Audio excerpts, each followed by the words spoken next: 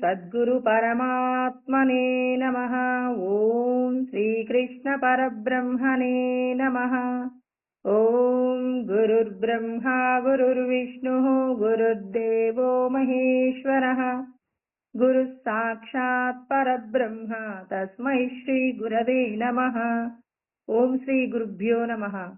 యస్య ప్రసాదాదహమేవ సర్వం మయ్యేవ సర్వం పరికల్పితం చ ఇత్థం విజానామి సదాత్మరూపం తస్యాంగ్రిపద్మం ప్రణతోస్మి నిత్యం. శ్రీ శ్రీ దయానంద షేక్ బుర్హానుద్దీన్ సద్గురు ప్రభు మహారాజుకు జై. మాతా శిలార్ బీబీ అమ్మగారికి జై. శ్రీ శ్రీ నిజానంద మిట్టపల్లి సత్యనారాయణ సద్గురు ప్రభు మహారాజుకు జై. మాతా చంద్రమాంబ అమ్మగారికి జై. శ్రీ శ్రీ నిశ్చలానంద మిట్టపల్లి సుబ్బారావు సద్గురు ప్రభు మహారాజుకు జై. మాతా సీతారత్నమ్మ అమ్మగారికి జై. జై సద్గురు ప్రభు మహారాజుకు జై. జై గురుదేవ. అందరికీ నమస్కారం అండి. ఈరోజు మనం భగవద్గీత యందు ప్రథమ అధ్యాయము అర్జున విషాద యోగము. అర్జునుడికి కలిగినటువంటి విషాదమే భగవద్గీత ఆవిర్భవించడానికి కావలసినటువంటి పరిస్థితులన్నీ కూడా పరమాత్మ కల్పించడం జరిగింది. పరమాత్మ కల్పించినటువంటి మాయ చేత అర్జునుడు తాను దేహబంధాల నుండి విడిపడడం కోసం అని చెప్పేసి తాను చేసేటటువంటి ప్రతి ప్రయత్నము కూడా తనకు ఆనందాన్ని ఇవ్వకపోగా దుఃఖాన్ని కలగచేసిందండి. అందుకే అర్జునుడు అంటారు, యచ్చోకముచ్చోషణమింద్రియానాం అవాప్య భూమా వసపత్న వృద్ధం అంటారు. అంటే ఇంద్రియాలు పెట్టేటటువంటి బాధను భరించలేకపోతున్నాను అంటే, ఇంద్రియాలు ఎందుకు ఇబ్బంది పెడతాయండి? మనందరినీ కూడా ఇంద్రియాలు ఇబ్బంది పెడతాయి అంటున్నారు. అర్జునుడిని ఇబ్బంది పెట్టాయి, మళ్ళీ మనల్ని కూడా పెడుతున్నాయి అంటున్నారు. అంటే ఇంద్రియాలంటే ఏంటి? జ్ఞానేంద్రియాలండి. మనకున్నటువంటి ఆ కన్ను, చెవి, ముక్కు, నాలుక, చర్మము, ఈ వీటిని జ్ఞానేంద్రియాలు అంటారు. ఈ ఇంద్రియాలు పెట్టేటటువంటి క్షోభ భరించలేకపోతున్నాను, నేను 3 లోకాలను జయించి ఉన్నాను అంటున్నారు. ఇతనికి నరకాది లోకాలలో విజయం ఉంది, స్వర్గాది లోకాలలో దేవతలతో కూడా విజయాన్ని పొంది ఉన్నారు. భూలోకంలో ఇతని కంటే కూడా ఎవరు కూడా శ్రేష్ఠులు లేరు. అందరికంటే కూడా గొప్ప పరాక్రమ పౌరుషాలు కలిగి విజయాన్ని కలిగినటువంటి మరి చక్రవర్తి ఎవరు అంటే అర్జునుడు. అర్జునుడికట ఈ 5 ఇంద్రియాల వల్ల శోకాన్ని భరిస్తూ ఉన్నాడట. 5 ఇంద్రియాలు ఎందుకు ఇబ్బంది పెడుతున్నాయి? కళ్ళు చూడటానికి ఏమి ఇబ్బంది ఉందండి? చెవి వినడానికి ఏమి ఇబ్బంది ఉంది అంటే, కంటి ద్వారా చూసినటువంటి విషయాల యందు మనం పెంచుకున్నటువంటి మమకారం ఏదైతే ఉందో, ఆ మమకారాన్ని ఇవాళ తుంచి వేయాలి అంటే అది సాధ్యం కావట్లేదు. ఇవాళ మనందరి పరిస్థితి కూడా అంతే కదండి. రాగమునందు చిక్కుకొని విరాగిగా మారలేక ప్రతి ఒక్కరము కూడా దుఃఖాన్ని పొందుతున్నాం. ఈ ఇంద్రియాల ద్వారా ఎటువంటి జ్ఞానమునైతే పొంది ఉన్నామో, ఏ ఏ వస్తువుల మీద మమకారాన్ని పెంచుకున్నాం, ఏ ఏ విషయాల మీద మనం విన్నటువంటి విషయాల మీద, అంటే కొన్నేమో తిన్న విషయాల మీద ప్రేమ పెంచుకుంటాం, కొన్నింటి మీద ద్వేషం పెంచుకుంటాం. అంటే ఇప్పుడు కాకరకాయ కూర అన్నారనుకోండి, అబ్బా చేదుగా ఉంటుంది వద్దండి అంటారు. అదే పులిహోర తింటారా అంటే చాలా అమృతం లాగా ఉంటుందండి అంటారు. అంటే కొన్నింటి మీద ప్రేమ, కొన్నింటి మీద ద్వేషము. ఇప్పుడు నా కన్నుల ద్వారా చూసే విషయాలలో కొన్ని విషయాలు చూసినప్పుడు నాకు ఆనందం. ఇప్పుడు ఎప్పుడు ఎవరైనా మరణిస్తే చూసి ఆనందించేటటువంటి ఆ గుణము కలిగిన వాళ్ళకి, ఎవరు చనిపోతే వాళ్ళ దగ్గరికి వెళ్తాడు, చూస్తాడు, అక్కడున్న వాళ్ళందరూ కూడా ఏడుస్తుంటే చూస్తారండి. అలా చూసి ఆనందం పొందుతూ ఉంటాడు ఒక సైకో. ఇప్పుడు ఎవరైనా ఏడిస్తే వాళ్ళ యొక్క ఏడుపును చూడలేక భయపడుతూ ఉంటారు కొంతమంది సత్వగుణ సంపన్నులండి. వేరొకరి యొక్క కష్టాన్ని చూస్తే వాళ్ళ యొక్క కష్టానికి చెలించిపోతూ ఉంటారు. మరి కొంతమంది కావాలని ఏడిపిస్తున్నారు, కొంతమంది ఏం చేస్తున్నారు, ఎవరైనా ఏడిస్తే చూడలేక తమ వంతుగా ఏదైనా చెయ్యగలమేమో ఆలోచించి వారికి ఉపకారం చేసేవాళ్ళు ఉన్నారు. అంటే కళ్ళ ద్వారా చూసిన విషయాలలో రాగము ఉంది, ద్వేషము ఉంది. చెవి ద్వారా విన్న విషయాలలో రాగము ఉంది, ద్వేషము ఉంది. ఇలా 5 ఇంద్రియాలకు సంబంధించి కూడా మనం కొన్నింటి మీద ప్రేమ, కొన్నింటి మీద ద్వేషాన్ని పెంచుకున్నాం. ఈ శ్లోకం అందరికీ గుర్తుండాలి. నా ఇంద్రియాలకి నిజంగా రాగము, ద్వేషము ఉందా అంటే 4వ అధ్యాయము మూడవ అధ్యాయము 34వ శ్లోకం అండి. ఇంద్రియస్యేంద్రియస్యార్థే రాగద్వేషౌ వ్యవస్థితౌ తయోర్న వశమాగచ్చే తౌహ్యస్య పరిపందినౌ అన్నారు. కృష్ణ పరమాత్మ చెప్పినటువంటి ఈ విషయాన్ని ప్రతి ఒక్కరూ కూడా జ్ఞాపకం ఉంచుకోవాలి. మనం ఏం చేస్తామంటే ఒక పని చేసేటప్పుడు ఈ వస్తువు అంటే నాకు చాలా ఇష్టమండి అంటారు. ఎక్కడికైనా మనం తీర్థయాత్ర కానీ, లేకపోతే ఎవరింటికైనా ఫంక్షన్‌కి కానీ, ఎక్కడికైనా వెళ్ళండి. వెళ్ళేటప్పుడు నాకు ఈ రూపం అంటే ఇష్టం, ఈ ఇల్లంటే ఇష్టం, ఈ ఊరంటే ఇష్టం అంటూ మనం ఏ యాత్ర చేయకూడదు. కొన్ని కొన్ని విషయాలు వీళ్ళంటే నాకు ఇష్టం లేదు కానండి, నా కర్మ కోసం నేను వెళ్తున్నానండి అని చెప్పేసి అంటారు. అంటే దేని మీద మమకారము కానీ, ద్వేషము కానీ పెంచుకోకుండా భగవంతుడు మనందరికీ ఒక పని చెప్పాడు. కర్మణ్యేవాధికారస్తే మా ఫలేషు కదాచన. కర్మ చెయ్యటము యందే నీకు అధికారము కలిగినది కానీ, కర్మ యొక్క ఫలితాన్ని కోరటం యందు నీకు అధికారం లేదు అంటారు 2వ అధ్యాయం 47వ శ్లోకం. అంటే ఇక్కడ నువ్వు ఒక పని చేసేటప్పుడు దాని మీద మమకారము కానీ, ద్వేషభావము కానీ లేకుండా భగవంతుడు నీకు అప్పచెప్పిన పనిని నువ్వు చెయ్యి. అది తీర్థయాత్ర కావచ్చు, శుభకార్యం కావచ్చు, అశుభ కార్యము కావచ్చు. అంతటా భగవంతుడు ఉన్నారు. ఒక శవాన్ని చూసినా, ఒక వివాహానికి వెళ్ళినా, ఒక దేవుణ్ణి చూసినా, అంతటా అంటే దేవుణ్ణి అంటే దేవతా విగ్రహాన్ని చూసినా, అన్నింటి యందు కూడా ఉన్నటువంటి ఏకరూపంలో ఉన్నటువంటి చైతన్యవంతమైనటువంటి శక్తినే మనం చూడాలి తప్ప, ఇక నామరూపాలతో కూడిన విషయాల యందు అహంకారము, ద్వేషాన్ని కలిగి ఉన్నామంటే మాత్రం మమకారాన్ని కలిగి ఉండకూడదు, అహంకారాన్ని కలిగి ఉండక అన్నింటి యందు కూడా సమస్థితిలో ఉంచటం మన ఇంద్రియాలకు రావాలండి. ఇక్కడ ఏమంటున్నారు?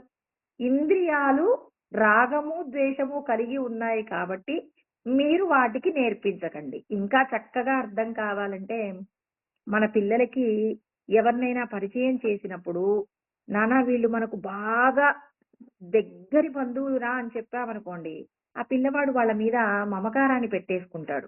ఎప్పుడైనా ఈ పిల్లవాడిని దగ్గర బంధువులని తల్లిదండ్రులు పరిచయం చేశారు, వాళ్ళింటికెళ్ళినప్పుడు ఆ బంధువులు ఈ పిల్లవాడిని గనక కాస్త నిర్లక్ష్యం చేసి చూశారనుకోండి, ఇప్పుడు ఆ పిల్లవాడు తట్టుకోగలుగుతాడా? మా తల్లిదండ్రులేమో వీళ్ళు మంచివాళ్ళు, మనకు ఉపకారం చేసేవాళ్ళని చెప్పారు. వీళ్ళేంటి నేను కనీసం వాళ్ళ ఇంట్లో ఉంటే నన్ను పట్టించుకోవట్లేదు. పైగా నన్ను అవమానించినట్టుగా కూడా మాట్లాడుతున్నారని చెప్పి, ఇప్పుడు ఆ పిల్లవాడికి తల్లిదండ్రుల మీద మరి మంచి అభిప్రాయం పొయ్యే అవకాశం ఉంది. మంచి వాళ్ళని కాని వాళ్ళని మా తల్లిదండ్రులు అపార్థం చేసుకున్నారు. మా తల్లిదండ్రులు వీళ్ళ గురించినటువంటి సరైనటువంటి అవగాహన కలిగి లేరు అని ఇప్పుడు తల్లిదండ్రులు కూడా ఏంటి ఇలాంటి వాళ్ళని మంచి వాళ్ళు అన్నారని చెప్పి పిల్లవాడు కాస్త మంచేదో చెడేదో తెలుసుకుంటున్నప్పుడు వాడు ఇబ్బంది పడే అవకాశం ఉందా లేదా? అంటే ఇప్పుడు మన పిల్లలకి మనం ఎలాంటి విషయాలను పరిచయం చేయాలి? ఇదిగో మనం ఎవరిని పరిచయం చేసినా ఎవరిలోనైనా మంచి చెడు ఉంటుంది నాయనా. మంచిని స్వీకరించు, చెడుని విడిచిపెట్టు అని చెప్పేసి ఆ పిల్లవాడికి నేర్పించాం. అంటే ఒక హంస ఏం చేస్తుందంటే పాలు నీళ్లు కలిపి ఉన్నప్పుడు పాలలో ఉన్నటువంటి అంటే నీటిలో ఉన్నటువంటి పాలను పీలుస్తుంది, ఆ నీటిని విడిచిపెట్టినట్టు మీరు కూడా మంచిని తీసుకోండి, చెడుని విడిచిపెట్టండి అని చెప్పేసి పిల్లవాడికి పరిచయం చేయాలి. ఏ వస్తువునైనా కానివ్వండి, ఏ బంధువైనా కానివ్వండి, స్నేహితుడైనా ఎవరిలోనైనా నీకు మంచి మాత్రమే ఉండాలి తప్ప మంచితోనే నీకు పని కానీ చెడు నీకు అవసరం లేదు. వాళ్ళు నీకేదైనా చెడు చేసేటట్టుగా కనపడితే వాళ్ళ అవసరాన్ని నువ్వేదో తీర్చలేదు కాబట్టి వాళ్ళకి నీ మీద కోపం వచ్చుంటుంది. అంతేకాని నువ్వు ఎవరి మీద కూడా ద్వేషాన్ని పెంచుకోకు, అందరిలోనే మంచిని వెతుకు అని చెప్పేసి మనం మన పిల్లలకి నేర్పించామనుకోండి, పిల్లలు అవతలి వ్యక్తులలో ఉన్న మంచి గుణాలనే చూడటం నేర్చుకుంటారు. అదే విధంగా అంటే ఒక్క విషయంలోనే కాదండి. ప్రతి విషయంలో తీసుకునే ఆహారంలోనైనా ఇప్పుడు ఏం చెప్పాలంటే మనం ఏది తింటున్నా అది భగవత్ స్వరూపమే అనేటటువంటి భావన నీ మనసులో ఉండాలి. అది మంచి పదార్థము, చెడ్డ పదార్థమని ఎప్పుడూ విభజన చేయకూడదు. నీకు ఏది దొరికిందో దానితో సంతృప్తిగా నువ్వు భోజనం చెయ్యాలే తప్ప, ఇవాళ నువ్వు ఉప్మా తింటూ, అయ్యో! నాకు ఇడ్లీ ఉంటే బాగుండేది అని చెప్పేసి, ఆ లేని ఇడ్లీ గురించి ఆలోచించుకుంటూ, ఇప్పుడు తినేటటువంటి ఉప్మా యందు నిర్లక్ష్యంగా తిన్నట్లయితే, నువ్వు తీసుకునేటటువంటి ఆహారంలో ఉన్న నిర్లక్ష్యం నీ యొక్క రోజువారీ యొక్క పనుల మీద ప్రభావం చూపుతుంది. నువ్వు చేసే ప్రతి పనిలో కూడా నువ్వేం చేస్తావు? నిర్లక్ష్యము అనేటటువంటి ఆ విషయాన్ని నువ్వు ఏం చేస్తావు? ప్రభావితం చేస్తూనే ఉంటుందండి. అంటే మనం జాగ్రత్తగా ఉండాలి. మన పిల్లలకి నేర్పించటానికంటే ముందు మనం ఆచరిస్తూ ఉండాలి. ఇక్కడ అర్జునుడు కూడా తన బంధువుల మీద మమకారాన్ని పెంచుకున్నాడు. ఆ మమకారాన్ని పెంచుకున్నాడు కాబట్టి మమకారాన్ని ఇవాళ నువ్వే వీళ్ళందరినీ కూడా చంపవలసి ఉంటుందని కృష్ణుడు చెప్పినప్పుడు చాలా దుఃఖాన్ని పొందాడు. దుఃఖాన్ని పొంది అంటున్నాడు, నేనెందుకండి ఇంద్రియాలతో నేను దుఃఖాన్ని అనుభవిస్తున్నాను.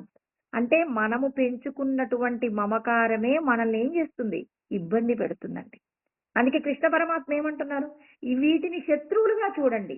ఒక వస్తువుని, ఒక మనిషిని, ఒక విషయాన్ని ఏదైనా మీరు చూస్తున్నారు, వింటున్నారు, తింటున్నారు, వాసన చూస్తున్నారు, అనుభవిస్తున్నారంటే మాత్రం వాటి యందు మీకు మమత్వము లేకుండా, ద్వేషభావము లేకుండా చూసుకొని, భగవంతుడు నన్ను వీటిని అనుభవించమన్నాడు అంటూ అనుభవించినప్పుడు వాటి వలన మనకు ప్రమాదం లేదండి.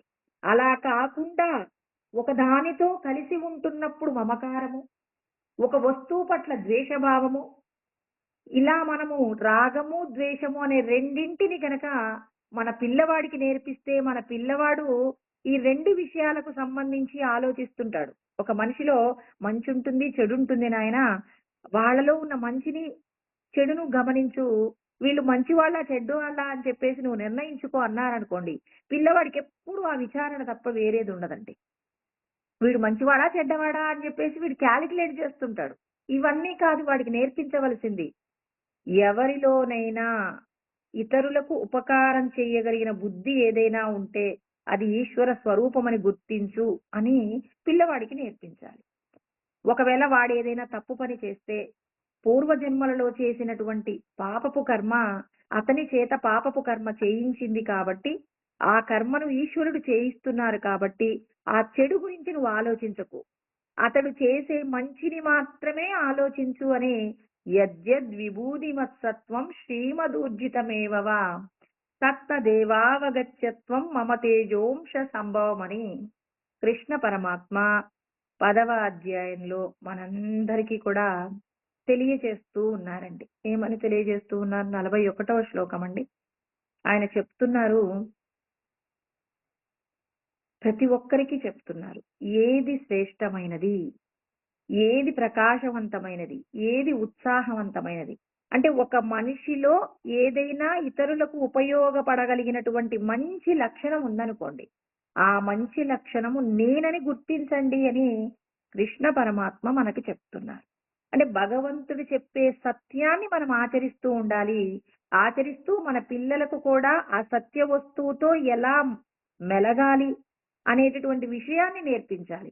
అంటే పిల్లవాడికి ఎప్పుడూ కూడా భగవంతుణ్ణి తెలుసుకునే ప్రయత్నంగా మంచినే నేర్పించాలి తప్ప, ఒక వ్యక్తిలో ఉన్న చెడ్డతనం గురించి నువ్వు ఆలోచించమని ఎప్పుడూ చెప్పకూడదు. మంచి, చెడు అనేవి 2 ఉంటాయి. చెడు నీకు అవసరం లేదు. మంచి దానితోనే జీవించు. అవతలి వాళ్ళలో ఉన్న మంచిని చూడు. నువ్వు ఇతరులకు వీలైతే ఉపకారము చెయ్యి.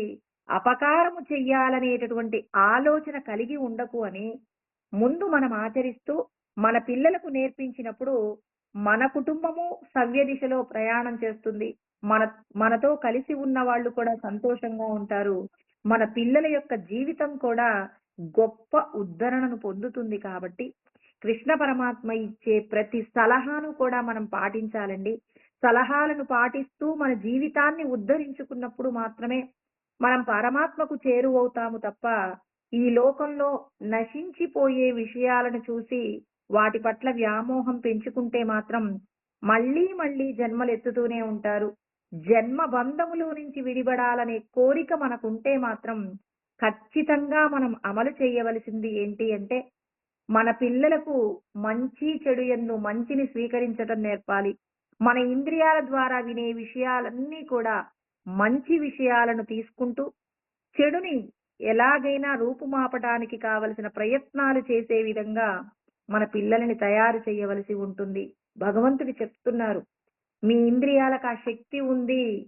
ఇప్పుడు మన పిల్లల్ని మంచి పాఠశాల, మంచి క్రమశిక్షణ ఉన్న పాఠశాలలో చేర్పించామనుకోండి, ఆ పిల్లవాడి యొక్క భవిష్యత్తు గొప్పగా ఉంటుంది. డబ్బు ఉంది కదా అని చెప్పేసి క్రమశిక్షణ లేని పాఠశాలలో చేర్పించామనుకోండి, పిల్లవాడు హద్దులు మీరినటువంటి ప్రవర్తనతో జీవిస్తాడు. రేపటి రోజున లోకానికి చెడు చేసేటటువంటి వాడిగా మిగిలిపోతాడు. అంటే ఇక్కడ భగవంతుడు ఏం చెప్తున్నారు? మీరు మంచి వైపు ప్రయాణం చేస్తే మీ యొక్క మంచి లోకాన్ని కాపాడుతుంది. చెడు వైపు ప్రయాణం చేస్తే మీరు చెడు వైపు ప్రయాణించినప్పుడు మరి చెడ్డ ప్రవర్తన ద్వారా ఇంకొంతమంది దుష్టులను తయారు చేసేటటువంటి ప్రవర్తన ఉంటుంది. ఈ ప్రవర్తనకు నిదర్శనమే కౌరవులు, పాండవులండి. దుష్ట ప్రవర్తనతో పెరిగారు. మరి ధృతరాష్ట్రుడు పిల్లలని ఎప్పుడూ కూడా పరుల యొక్క సంపద గురించి ప్రయత్నం చేయమని నేర్పించాడు. ఆ ప్రయత్నం చేతనే వాళ్ళు మరి కురుక్షేత్ర సంగ్రామంలో మరణాన్ని పొందారు. మరి పాండవులు ఎప్పుడూ కూడా ధర్మానికి దగ్గరగా నిలబడ్డారు. ధర్మంతో కూడి ఉన్నప్పుడు మరి తనకు ఏదైనా భగవంతుడు చెప్పిన ధర్మాలను పాటించడంలో ఏదైనా సందేహాలు కలిగినా, ఏదైనా విషాదము కలిగినా కృష్ణ పరమాత్మ చెయ్యి అందుకొని ఉన్నారు కాబట్టి, ఆయన పాదాలను ఆశ్రయించి ఉన్నారు కాబట్టి, మరి అర్జునుడు యుద్ధం చెయ్యను అని చెప్పి ఏడ్చినటువంటి ఏడుపుకు కృష్ణ పరమాత్మ ఏం చెప్పారు? భగవద్గీతను బోధించి మరి అర్జునుడికి కలిగినటువంటి విషాదాన్ని పోగొట్టి పరమాత్మ చెప్పినటువంటి ధర్మాన్ని ఆచరించడం కోసం సంసిద్ధుడయ్యాడు. అంటే ధర్మాన్ని పట్టుకున్న వారికి భగవంతుడి యొక్క ఉపకారం ఉంటుంది, అంటే భగవంతుడి యొక్క అనుగ్రహం ఉంటుందండి. భగవంతుడి యొక్క అనుగ్రహం కలిగిన వారు మాత్రమే పరమాత్మకు సన్నిహితులవుతారు. పరమాత్మ చెప్పినటువంటి జీవన సత్యాలన్నింటినీ కూడా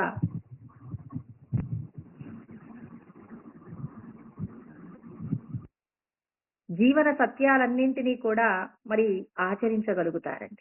అంటే భగవంతుడు చెప్పినటువంటి మార్గమే శ్రేష్టమైనటువంటి మార్గము కాబట్టి ధర్మంతో కూడిన జీవనము అంటే మన ఇంద్రియాలు మనల్ని ఎప్పుడైనా ప్రమాదంలో నెడతాయి కాబట్టి పిల్లలను ఎలా అయితే మనం మంచి ప్రవర్తనతో పెంచే ప్రయత్నం చేస్తామో అదే విధంగా మన అందరికీ భగవంతుడిచ్చినటువంటి పిల్లలేంటి అంటే ఎవరికి వారికి 5 ఇంద్రియాలు మనస్సును ఇచ్చానని చెప్పారా? మమైవాంశో జీవలోకే జీవభూత సనాతనః మనశ్శిష్టానింద్రియాని ప్రకృతిస్థాని కర్షతి అని చెప్పారు. అంటే ఇక్కడ ఏం చెప్పారు? కృష్ణ పరమాత్మ చెప్పినటువంటి సత్యం అంటే మీరందరూ కూడా నా అంశ అన్నారు. 84 లక్షల రకాల ఉపాధులన్నీ కూడా నా యొక్క అంశయే అని చెప్పి మనుషుడికి నేనేం చేశాను అంటే మనస్సు 5 ఇంద్రియాలను ఇవ్వటం జరిగింది. మరి మనస్సు 5 ఇంద్రియాలను జాగ్రత్తగా నేను చెప్పినటువంటి ధర్మ మార్గంలో ప్రయాణింప చేసుకోండి. నేను మీకు ఇచ్చిన ఇంద్రియాలే మిమ్మల్ని ఏం చేస్తాయి అంటే మరి అధర్మం వైపు తీసుకుని వెళ్తాయి. అనేక జన్మలు పొందడానికి జనన మరణ భ్రాంతిలో ప్రయాణింప చేసుకోవడానికి కావలసినటువంటి స్థితి ఏర్పడుతుంది. కాబట్టి ఆ స్థితిలో ఉంటారు కాబట్టి జాగ్రత్తగా ఉండండి. అంటే జనన మరణ భ్రాంతి వైపు మన యొక్క ప్రయాణం ఉంటుంది కాబట్టి ఇంద్రియాలను గనక మీరు అదుపులో పెట్టుకోగలిగితే నాకు దగ్గరవుతారని సలహా ఇస్తున్నారు. అంటే పరమాత్మ చెప్తున్నారండి, ఇంద్రియాలను ఎవరైతే నిగ్రహించలేకపోతారో వాళ్ళందరూ కూడా ప్రమాదంలో పడిపోతారు. ఇంద్రియాలను గనక మీరు నిగ్రహించుకోగలిగితే మాత్రం మీరు నన్ను చేరుకుంటారు, పరమ పదాన్ని పొందుతారు అని చెప్పేసి కృష్ణ పరమాత్మ మనందరికీ కూడా మరి సముచితమైనటువంటి సలహాలను అందిస్తూ ఉన్నారు. అర్జునుని యొక్క విషాదాన్ని మరి యోగముగా మార్చటం జరిగింది. ఎందుకు అంటే భగవంతుడు చెప్పిన ధర్మాన్ని ఆచరించడం పట్ల జిజ్ఞాస ఉంది. కానీ బంధు ప్రీతి చేత సతమతమవుతున్నాడు కాబట్టి బంధు ప్రీతి నుండి ఎలా బయటపడాలో దానికి కావలసినటువంటి ఎన్నో రకాలైనటువంటి సలహాలు, సూచనలన్నింటినీ కూడా భగవద్గీత రూపంలో మనందరికీ కూడా అందించి ఉన్నారు. ఇక్కడ అదిత్య చతురో వేదాన్ ధర్మశాస్త్రాని మానవః యో వై బ్రహ్మ న జానాతి దర్వీ పాకరసం యథా అని మనకు ఉత్తర గీతలో కృష్ణ పరమాత్మ మనకు చెప్పినటువంటి మాట. ఏమన్నారంటే 4 వేదాలండి. ఆదిత్య చతురో వేదానంటే 4 వేదాలు. ఋగ్వేదం, సామవేదం, యజుర్వేదం, అథర్వణ వేదం. ఈ వేదములన్నింటినీ అధ్యయనం చేసి ఉన్నప్పటికీ ఇంకా ధర్మశాస్త్రాన్ని అంటే పరాశర స్మృతి, తర్వాత మనువు యొక్క స్మృతి, ఇవన్నీ కూడా ఎన్నో రకాలైనటువంటి శాస్త్రాలన్నీ అధ్యయనం చేసినప్పటికీ కూడా యో వై బ్రహ్మ న జానాతి, బ్రహ్మం అంటే ఎవరో తెలియదు. శాస్త్రాలు అప్పచెప్తున్నారు, శాస్త్రంలో చెప్పబడిన సత్యాలన్నీ వివరిస్తున్నారు. పరబ్రహ్మము అంటే ఎవరు, ఎక్కడుంటారు, విశ్వమంతటా వ్యాపించి ఉన్న సత్య వస్తువు ఏమిటి, ఇటువంటి జ్ఞానానుభవం పొందనటువంటి వారి గురించి కృష్ణ పరమాత్మ ఏమంటున్నారంటే, మనము ఒక పాత్రలో పప్పు పులుసు వండామండి. అందులో పప్పు పులుసు వండాలి అంటే ఖచ్చితంగా గరిట వాడవలసి ఉంటుంది. మరి గరిటకు ఏదైనా ఆ పప్పు పులుసుకు సంబంధించిన రుచి తెలుసా అంటే ఎవరైనా ఏమంటారు, గరిటకు ఎలా తెలుస్తుందండి రుచి అంటారు. ఇన్ని వేదాలు చదివినప్పటికీ కూడా, ఇన్ని శాస్త్రాలను అధ్యయనం చేసినప్పటికీ కూడా భగవంతుడు ఎక్కడ ఉంటాడంటే మరి ఎక్కడ ఉంటాడు? కేవలం పుస్తకాలలో ఉంటాడు, లేకపోతే దేవాలయాలలో ఉంటారు, లేకపోతే మా పూజా గదిలో ఉంటారు. ఇలా అన్నారనుకోండి, మరి గరిటకు ఎలా అయితే పప్పు పులుసు యొక్క రుచి తెలియదో అదే విధంగా ఇన్ని శాస్త్రాలను అధ్యయనం చేసినప్పటికీ కూడా దాని వలన బ్రహ్మమును తెలుసుకోలేకపోతే అతని యొక్క జన్మ వృధా అవుతుంది అని చెప్పేసి కృష్ణ పరమాత్మ చెప్తున్నారు. భజ గోవిందం గోవిందం భజే మూఢమతే అంటాడండి. ఎవరు? శంకరాచార్యుల వారు అంటారు, భజ గోవిందం గోవిందం భజ మూఢమతే నహి నహి రక్షతి డుకురున్ కరణే. ఒక వ్యక్తి చాలా పెద్ద ఆయనట, సుమారు ఒక 90 సంవత్సరాలు ఉంటాయట. 90 సంవత్సరాలు ఉన్నటువంటి వ్యక్తి ఇంటి ముందు కూర్చొని పెద్ద పెద్ద గ్రంథాలన్నింటినీ కూడా, శబ్దరత్నాకరం ఇట్లాంటి గ్రంథాలన్నీ ఒక చోట పెట్టుకుని అందులో డుకురున్ కరణే అనే పదానికి అర్థాన్ని వెతుకుతూ ఉన్నాడట.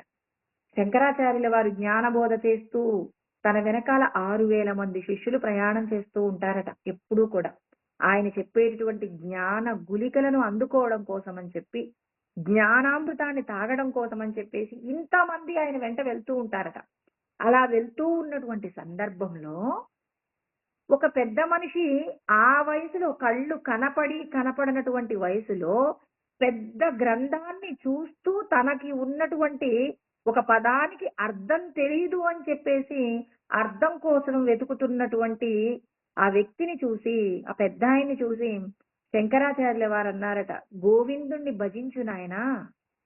ఇక డుకురున్ కరణే అనే పదం యొక్క అర్థం తెలియనంత మాత్రాన నీకు ఏ విధమైనటువంటి అడ్డంకి లేదు. ఇన్ని శాస్త్రముల యొక్క అధ్యయనం నీకు తెలిసినప్పటికీ గోవిందుణ్ణి నువ్వు భజించలేకపోతే మాత్రం నీవు ఈ దేహాన్ని విడిచిపెట్టిన తర్వాత దుఃఖంతో కూడినటువంటి జీవనాన్నే గడపవలసి ఉంటుంది. అంటే దేహాన్ని విడిచిపెట్టిన తర్వాత నీ యొక్క ప్రయాణం పరబ్రహ్మమును తెలుసుకోకపోతే నీ యొక్క ప్రయాణం దుఃఖాన్ని పొందుతుంది. నువ్వు సంతోష సాగరంలో ప్రయాణం చెయ్యాలి అంటే నీ లోపట ఉన్నటువంటి అద్వితీయమైనటువంటి పరబ్రహ్మమును స్తుతించాలే తప్ప నశించిపోయేటటువంటి విషయాల కోసం అని చెప్పేసి, అంటే శాస్త్రాలను కూడా ఏం చేయాలండి, కొంతవరకు మాత్రమే తీసుకోవాలి. యత్ సత్యం తదుపాస్యతం, ఏది సత్య వస్తువో తెలిసిన తర్వాత ఆ సత్య వస్తువును అందించేటటువంటి గ్రంథాల యొక్క అధ్యయనం చెయ్యాలే తప్ప మరి నీకున్న కొద్ది సమయాన్ని మరి ఎన్నో రకాలైనటువంటి పదాలకు అర్థాలు తెలుసుకోవడం కోసం నీ యొక్క జన్మను వృధా చేసుకుంటే మానవ జన్మ మళ్ళీ మళ్ళీ రాదు అంటారు. మళ్ళీ మళ్ళీ రానటువంటి మానవ జన్మలో నువ్వు చెయ్యవలసిన సాధన ఏంటి అంటే ఈశ్వరుడి యొక్క నామాన్ని స్మరణ చేసినప్పుడు ఆ నామమే నిన్ను ముక్తి పదం వైపు నడిపిస్తుంది అని చెప్పేసి శంకరాచార్యుల వారు భజగోవిందం నందు చెప్పారండి. అంటే ఇక్కడ ఒక బ్రాహ్మణుడు అనేక రకములైనటువంటి గ్రంథాలను అధ్యయనం చేస్తూ ఉన్నాడు. ఆయన ఒకటి రోజు నారదుడు మరి మరి నారదుడు ఎక్కడికి వెళ్తున్నాడు అని అంటే శ్రీ మహావిష్ణువు దగ్గరికి వెళ్తున్నాడండి. శ్రీ మహావిష్ణువు దగ్గరికి వెళ్తూ ఉంటే ఆ బ్రాహ్మణుడు ఆపి, నారదా నారదా, నేను ఎన్ని రోజులని ఈ శాస్త్రాలను చదవాలయ్యా, మరి నాకెప్పుడు కైవల్యాన్ని ప్రసాదిస్తారో కొంచెం అడిగి పెట్టరు, మీరు రోజు కూడా మరి శ్రీహరి నివాసమునకు వెళ్తూ ఉంటారు కదా, నాకు ఈ చిన్న ఉపకారం చేసి పెట్టండి అని అడిగాడట.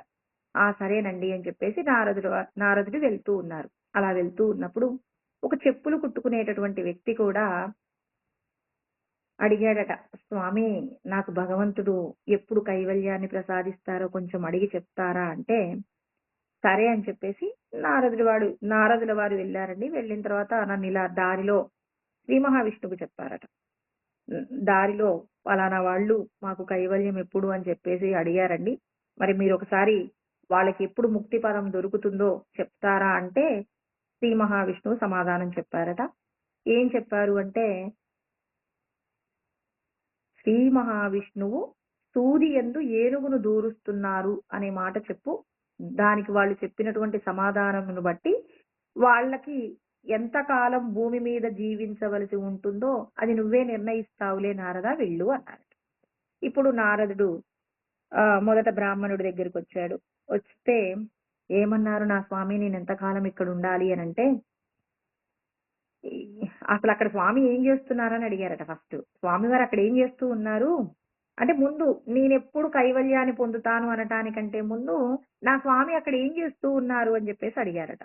ఏమీ లేదు, మీ స్వామి ఆ సూర్యందు ఏనుగును దూరుస్తున్నారంటే, శాస్త్రమునందు చెప్పబడినటువంటి విషయాన్ని నా స్వామి ఎప్పటికీ కూడా చెయ్యడు. అలాంటి అల్పమైనటువంటి పనులు నా స్వామి ఎలా చేస్తాడు? సూర్యందు ఏనుగు దూరటమా, అది సాధ్యమవుతుందా? సాధ్యం కానటువంటి పనులు నా తండ్రి చెయ్యడు అని చెప్పేసి, అంటే భగవంతుడు చెయ్యలేనటువంటి పని ఒకటి ఉంటుంది అని చెప్పేసి అతనికి శాస్త్రంలో తానెంత మేరకైతే అధ్యయనం చేశాడో అంతవరకు మాత్రమే భగవంతుడి యొక్క పరిధి అని అన్ని శాస్త్రాలను చదివినటువంటి బ్రాహ్మణుడు నిర్ణయించాడు. అప్పుడు అన్నాడట, ఇదిగో ఇక్కడ ఒక చింత చెట్టు ఉందండి, చింత చెట్టుకున్నటువంటి ఆకులు ఎన్ని రోజులైతే ఈ చెట్టుకుంటాయో అన్ని వేల సంవత్సరాల పాటు నువ్వు భూమి మీద ఉండవలసింది అని చెప్పేసి చెప్పారు. అంటే మా నారదుడు నిజంగానే ఈ మాట చెప్పుంటారా? అదేంటండి, భగవంతుని తెలుసుకోకపోతే ఇన్ని వేల సంవత్సరాల పాటు ఉంటారా అంటే, నేను ఉత్తర గీతలో చెప్పబడిన విషయం చెప్తానంటే, నేను ఆల్రెడీ ఇంతకు ముందు కూడా ఈ శ్లోకాన్ని చెప్పి ఉన్నా. ఇదం జ్ఞానం ఇదం జ్ఞేయం యస్సర్వం జ్ఞాతుమిచ్చామి అపివర్ష సహస్రాన్ని శాస్త్రార్థం నాది గచ్చతి.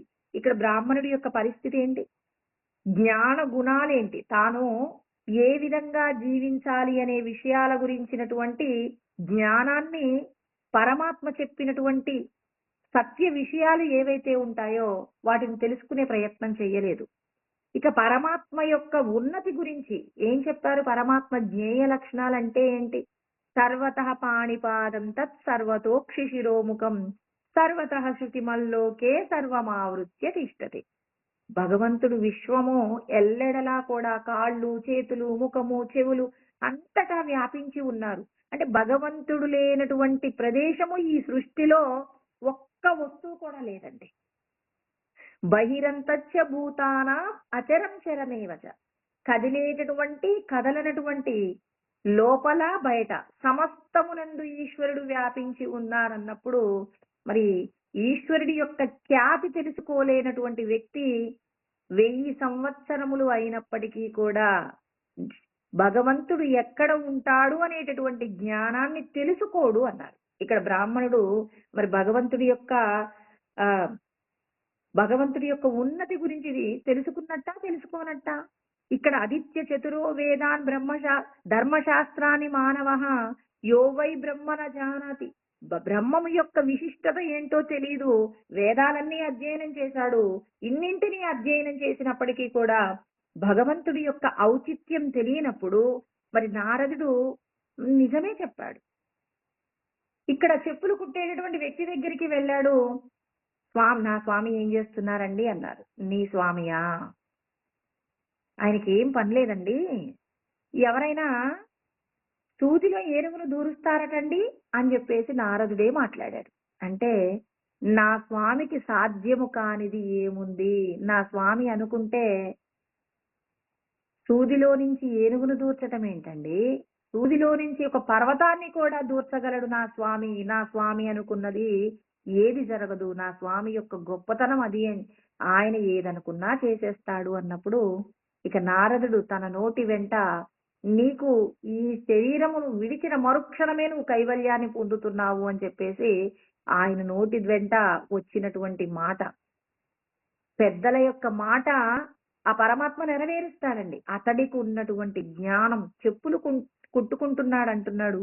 కానీ చెప్పులు కుట్టుకుంటే శాస్త్రముల యొక్క అధ్యయనం తెలియకపోతే పరమాత్మ యొక్క విశిష్టత ఎంత ఉంది అంటే పరమాత్మ విశ్వమంతటా కూడా ఎల్లెడలా వ్యాపించి ఉన్నారు. ఆయనకంటూ ఎదురుగా ఒకటి లేదు. ఆయన చెయ్యలేనిది లేదు. అనోరణీయాన్ మహతో మయ్యాన్. అణువు కంటే సూక్ష్మమై ఉంటారు ఆయనే. ఆయన కంటే ఎవరు కూడా సూక్ష్మ రూపాన్ని ధరించలేరు. మహతో మహియన్, ఆయన కంటే గొప్పవాళ్ళైనటువంటి వాళ్ళు ఈ సృష్టిలో ఎవరూ కూడా లేరు.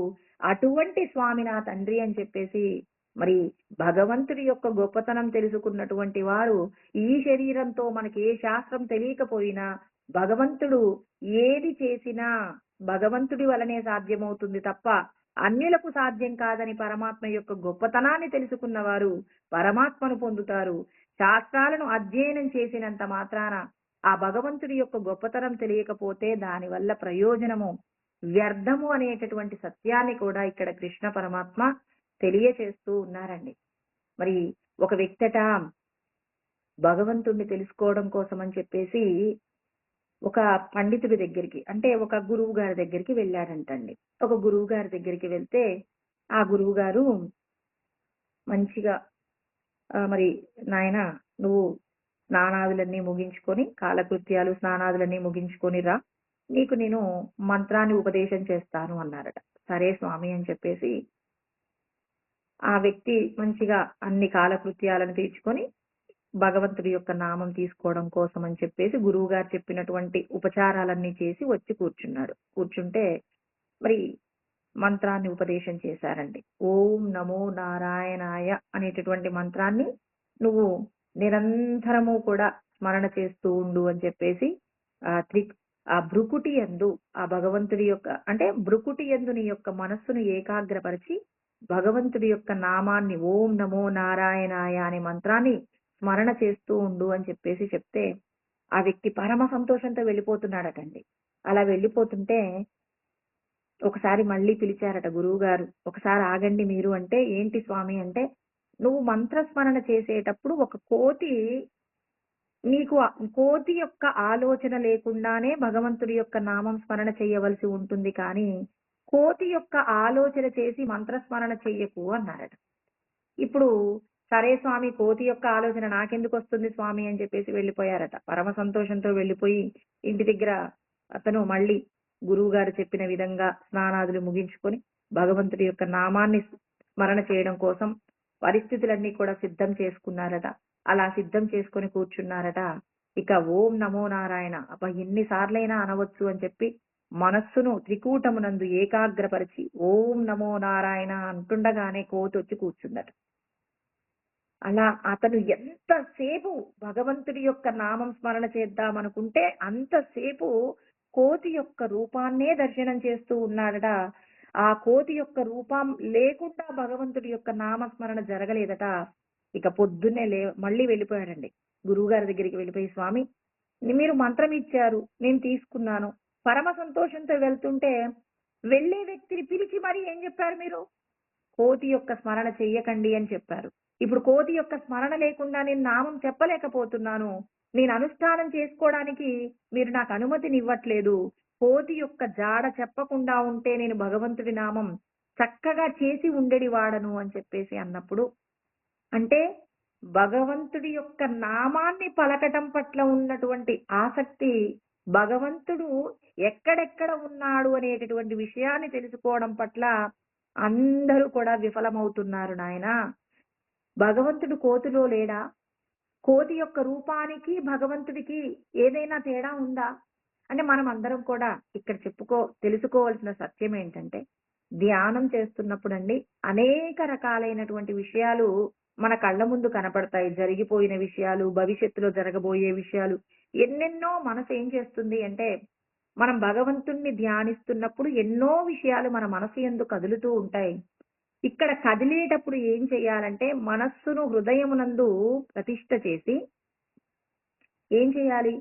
ఇక చూపుని ఈశ్వరుడి వైపు చూస్తూ ఉండాలండి. సహస్రారంలో ఉన్నటువంటి పరమాత్మను దర్శనం చేస్తూ ఉన్నప్పుడు, ఇప్పుడు ఏం జరుగుతుంది అంటే, మధ్యలో అమ్మవారు ఉంటుందండి. త్రికూటమునందు మరి లలితా అమ్మవారు ప్రకృతి, మూల ప్రకృతి ఉంటుందండి. ఆ మూల ప్రకృతి అంటే ఏంటి? ఎన్నో రకాల విషయాలకు సంబంధించినటువంటి ఆలోచనలన్నీ కూడా కదులుతూ ఉంటాయి. దేహ సంబంధమైన విషయాలు. భగవంతుడికి, భక్తునికి మధ్యలో ఎవరున్నారు అంటే మాయ, త్రిగుణాలతో కూడినటువంటి మాయ. ఆ మాయనే అవ్యక్తము అంటారండి. ఆ మాయ కూర్చుని ఉంటుంది కాబట్టి, ఇప్పుడు మనం భగవంతుణ్ణి స్మరణ చేస్తూ ఉన్నప్పుడు, దేహ సంబంధమైనటువంటి విషయాలు కదులుతున్నప్పుడు, ఇప్పుడు నువ్వేం చేయాలి? ఆ దేహ సంబంధమైనటువంటి నామరూపాలు, విషయాలు అన్నింటి యందు, అంటే ఒక్కొక్క వస్తువు యందు, ఒక్కొక్క ప్రాణి యందు మరి ఉన్నటువంటి నిర్గుణమైన, నిరాకారమైనటువంటి, కంటికి కనపడనటువంటి పరబ్రహ్మము యొక్క శక్తిని గనక మనం చూడగలిగితే, పరబ్రహ్మము ఎలా ఉంటారండి? పరంజ్యోతి స్వరూపంగా ఉంటారు. జ్యోతులకు జ్యోతి అయినటువంటి పరంజ్యోతి రూపంగా ఉంటారు. ఏ రూపాన్ని చూసినా సాకార రూపంలో నా తండ్రి, అమ్మవారు కనిపిస్తుంది. నిర్గుణ రూపంలో పరబ్రహ్మము ఉన్నారని చెప్పి, సాకార రూపంలో పరబ్రహ్మము, నిర్గుణ రూపంలో పరబ్రహ్మము అని చెప్పేసి నామరూపాలు నీ కళ్ళ ముందు ఒక వ్యక్తి కనపడ్డాడండి. అతడు నీకు ఇష్టం లేని వ్యక్తే. ఆ ఇష్టం లేదు అని చెప్పేసి ఆ వ్యక్తిలో దేవుడు లేకుండా వెళ్ళిపోయాడా? ఒక వ్యక్తి నీకు ఇష్టమైనటువంటి ఆయన అని చెప్పేసి ఆయనలో దేవుడు మాత్రమే ఉన్నాడా? నీకు ఇష్టమైన వ్యక్తి ఉన్నాడా? దేవుడు ఉన్నాడా? నీకు ఇష్టం లేని వ్యక్తి, నీకు ఇష్టం ఉన్న వస్తువు, నీకు ఇష్టం ఉన్నటువంటి వ్యక్తి, నీకు ఇష్టం లేని వస్తువు, ఎందులోనైనా పరబ్రహ్మము యొక్క శక్తే ఉంది కాబట్టి, ఇప్పుడు నీ కంటికి కనపడుతున్న ప్రతి వస్తువు యందు కూడా పరబ్రహ్మమునే నువ్వు దర్శనం చేయగలిగారనుకోండి, ఇప్పుడు మీకు పరబ్రహ్మమునే మీరు దర్శనం చేయగలుగుతారు. కానీ ఫలానా వ్యక్తి నా కళ్ళ ముందు ఉన్నాడనే ఆలోచన నీకు కదులుతుందంటే, ఇంకా నీకు భగవంతుడి యొక్క ఉనికి అర్థం కాలేదనడానికి గుర్తు. ధ్యానమునందు విషయాలు వస్తుంటాయంటే నువ్వు దేహమే అనే భావనతో నేను ఈ దేహమే అనుకుంటూ కర్మలు చేస్తున్నాం కాబట్టి, ఈ కర్మలకు సంబంధించిన ప్రతి విషయాలు, వస్తువులు మన యొక్క హృదయమునందు దర్శనం అవుతూ ఉంటాయి కాబట్టి, ఆ దర్శనమయ్యే విషయాలన్నింటి యందు ఉన్న పరమాత్మ యొక్క శక్తిని గనక మనం ధ్యానించగలిగితే, నీకు అంటే ప్రతి ప్రాణి, ప్రతి వస్తువు నీ కళ్ళ ముందు ఏది కనపడితే అదే. అన్నింటి యందు పరబ్రహ్మమునే చూడు. జ్యోతి స్వరూపంగా ఉన్న పరబ్రహ్మము యొక్క శక్తినే నువ్వు దర్శనం చేస్తున్నారనుకోండి, కాసేపు ఆ నామరూపాలన్నీ కనుమరుగైపోయి ధ్యానమునందు నువ్వు లీనము కావడానికి అవకాశం ఉంటుంది. అంటే ఇక్కడ కోతి యొక్క రూపాన్ని ఎందుకు చెప్పారు అక్కడ అంటే, విశ్వమంతటా ఎల్లెడల సమస్త వస్తు వ్యవహారమునందు భగవంతుడే ఉన్నాడు కాబట్టి, ఇక ఇప్పుడు నేను కోతి అన్నాను, కోతి కాకుండా ఇంకొక వస్తువు వస్తే కూడా నా దగ్గరికి వస్తావా? అంటే ఏ రూపం నీ కళ్ళ ముందు కనపడ్డా నువ్వు నామాన్ని పలకాలి అనంటే ఆ నామము మాత్రమే నువ్వు పలకగలుగుతావా? సమస్తమునందు భగవంతుణ్ణి కాంచగలిగిన స్థితికి నువ్వు ఎదిగినప్పుడే నువ్వు పరబ్రహ్మముతో ఐక్యమవుతావు. కానీ చిన్న చిన్న వస్తువుల కోసం అని చెప్పేసి తాపత్రయపడుతూ ఆ విషయాల మీద మమకారాన్ని, శత్రుత్వాన్ని కలిగి ఉంటే నువ్వు బ్రహ్మమును చేరుకోలేవు. అందుకే నీకు నేను మళ్ళీ పిలిచి కోతి గురించి చెప్పాను నాయనా. కోతి కాదు, ఈ సృష్టిలో ఏ వస్తువులోనైనా భగవంతుడే ఉన్నాడు. ఆ పరబ్రహ్మమునకు మించినటువంటి అతీతమైనటువంటి శక్తి ఈ సృష్టిలో లేదు కాబట్టి నిర్గుణ నిరాకారమైనటువంటి పరబ్రహ్మ స్వరూపాన్ని నువ్వు నిరంతరము కూడా ధ్యానమునందు దర్శనం చేస్తున్నప్పుడు, అంటే జ్యోతి స్వరూపముగా నువ్వు పరబ్రహ్మమును ధ్యానిస్తున్నప్పుడు ఆ పరబ్రహ్మమును నువ్వు కొద్ది రోజులలో అనుభూతిగా పొంది స్వస్వరూపాను శక్తిగా నువ్వు మారిపోతావు. అంటే నీ స్వస్వరూప స్థితిని నువ్వు పొందుతావని చెప్పేసి మనకు శాస్త్రముల ద్వారా మనకు అర్థమవుతుందండి.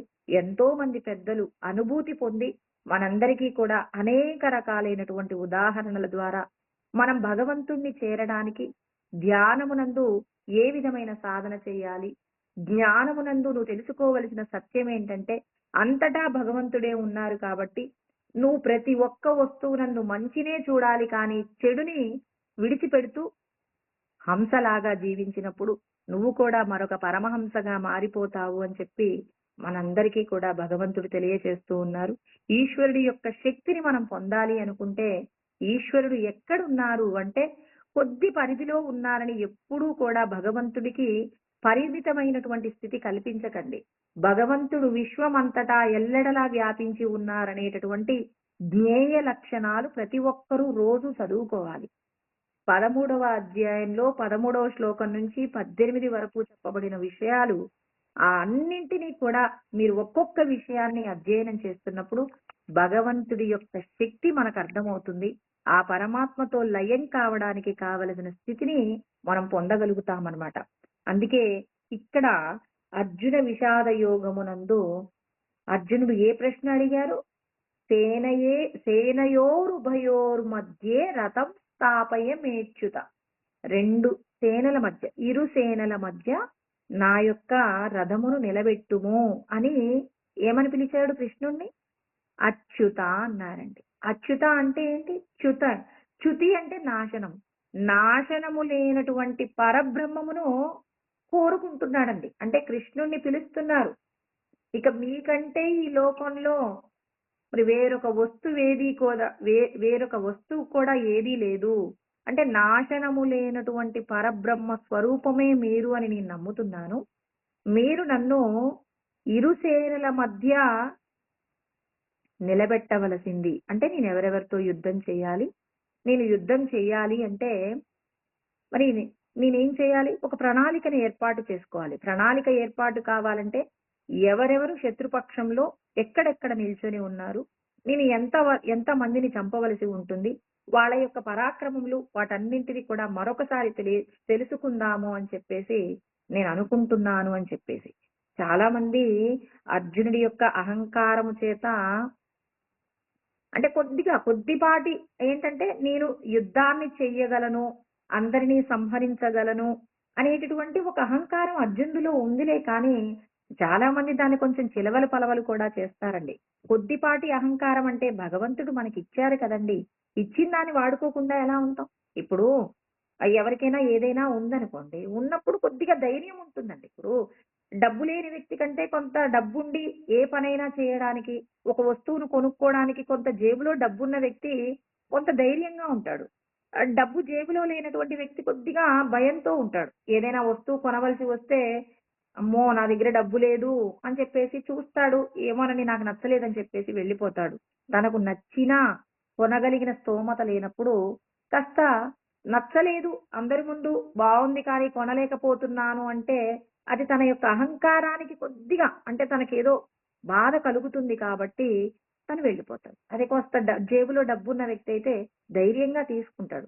అదే భగవంతుడు ఏం చేశారు? అందరికీ అహంకారం ఇచ్చారండి. అహంకారం అనేది ఆభరణంగా ఉండాలే తప్ప మరి అహంకారం అనేది వేరొకరిని ఇబ్బంది పెట్టేదిగా ఉండకూడదు. ఇక్కడ అర్జునుడికి కలిగినటువంటి అహంకారం ఏంటంటే కొద్దిపాటి. ఇప్పటి వరకు 3 లోకాలను జయించి ఉన్నాడండి. 3 లోకాలను జయించి ఉన్నాడు కాబట్టి కాస్త ఆయన దగ్గరున్న అస్త్రములు శస్త్రములు కూడా చాలా గొప్పవి. ఎప్పుడు కూడా పరాక్రమం తెలియనటువంటి వ్యక్తి కాబట్టి కించిత్ అహంకారం ఉంటే తప్పేంటండి? కానీ దాన్ని కొంతమంది అర్జునుడికి బాగా అహంకారం కలిగింది. కృష్ణుడిని గర్వంతో మరి గర్వంతో నన్ను 2 సేనల మధ్య నిలబెట్టు అని చెప్పేసి అహంకారంతో అన్నారు అన్నప్పుడు ఇక్కడ అర్జునుడి యొక్క ప్రశ్నను అర్థం చేసుకోండి. అచ్యుత అన్నాడండి. అచ్యుత అంటే చ్యుతి లేనటువంటి వారు. అంటే మీకంటే గొప్పవారు ఎవరూ లేరు అనేటటువంటి విషయాన్ని ఇక్కడ అర్జునుడు అడిగి ఉన్నారు. అంటే మీకు తప్ప అన్యమైనటువంటి విషయం ఈ సృష్టిలో లేదు. నాశనము లేనటువంటి స్వరూపం ఏదైనా ఉంది అంటే అది మీరే అని చెప్పేసి అర్జునుడు అడిగారు కదండీ!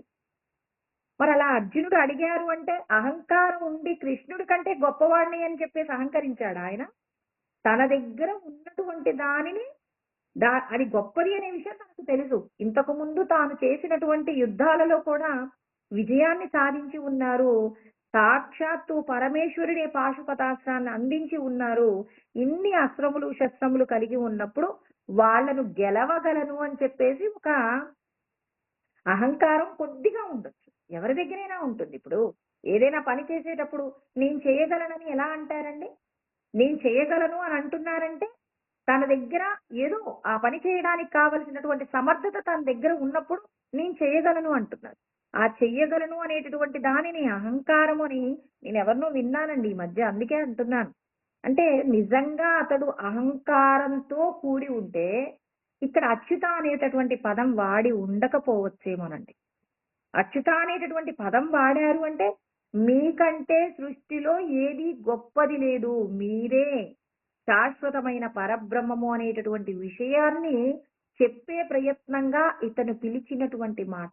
ఇప్పుడు మనం ఎవరినైనా పిలిచేటప్పుడు ఆ గౌరవించి చాలా వినమ్రంగా మాట్లాడామనుకోండి, వాళ్ళకి ఆ వినమ్రంగా మాట్లాడినటువంటి మాట చేత వాళ్ళు సంతుష్టులయ్యి, మనం అడిగిన ప్రశ్న కొంచెం కఠినంగా ఉన్నా వాళ్ళు సర్దుకుంటారండి. ఏమో అతను అడిగినటువంటి ప్రశ్న కొద్దిగా కొంచెం గర్వంలాగానే అనిపిస్తుందిలే కానీ నన్ను పిలిచినటువంటి పిలుపులో మాత్రం అమృతం ఒలుకుతుంది కాబట్టి, ఈ వీడి యొక్క అజ్ఞానాన్ని మన్నించి వాడు అడిగినటువంటి ప్రశ్నకు సమాధానం చెప్దామని అనుకుంటారా లేదా? అంటే ఇక్కడ పిలిచినటువంటి పిలుపులో ఉన్నటువంటి గాంభీర్యం ఏంటి?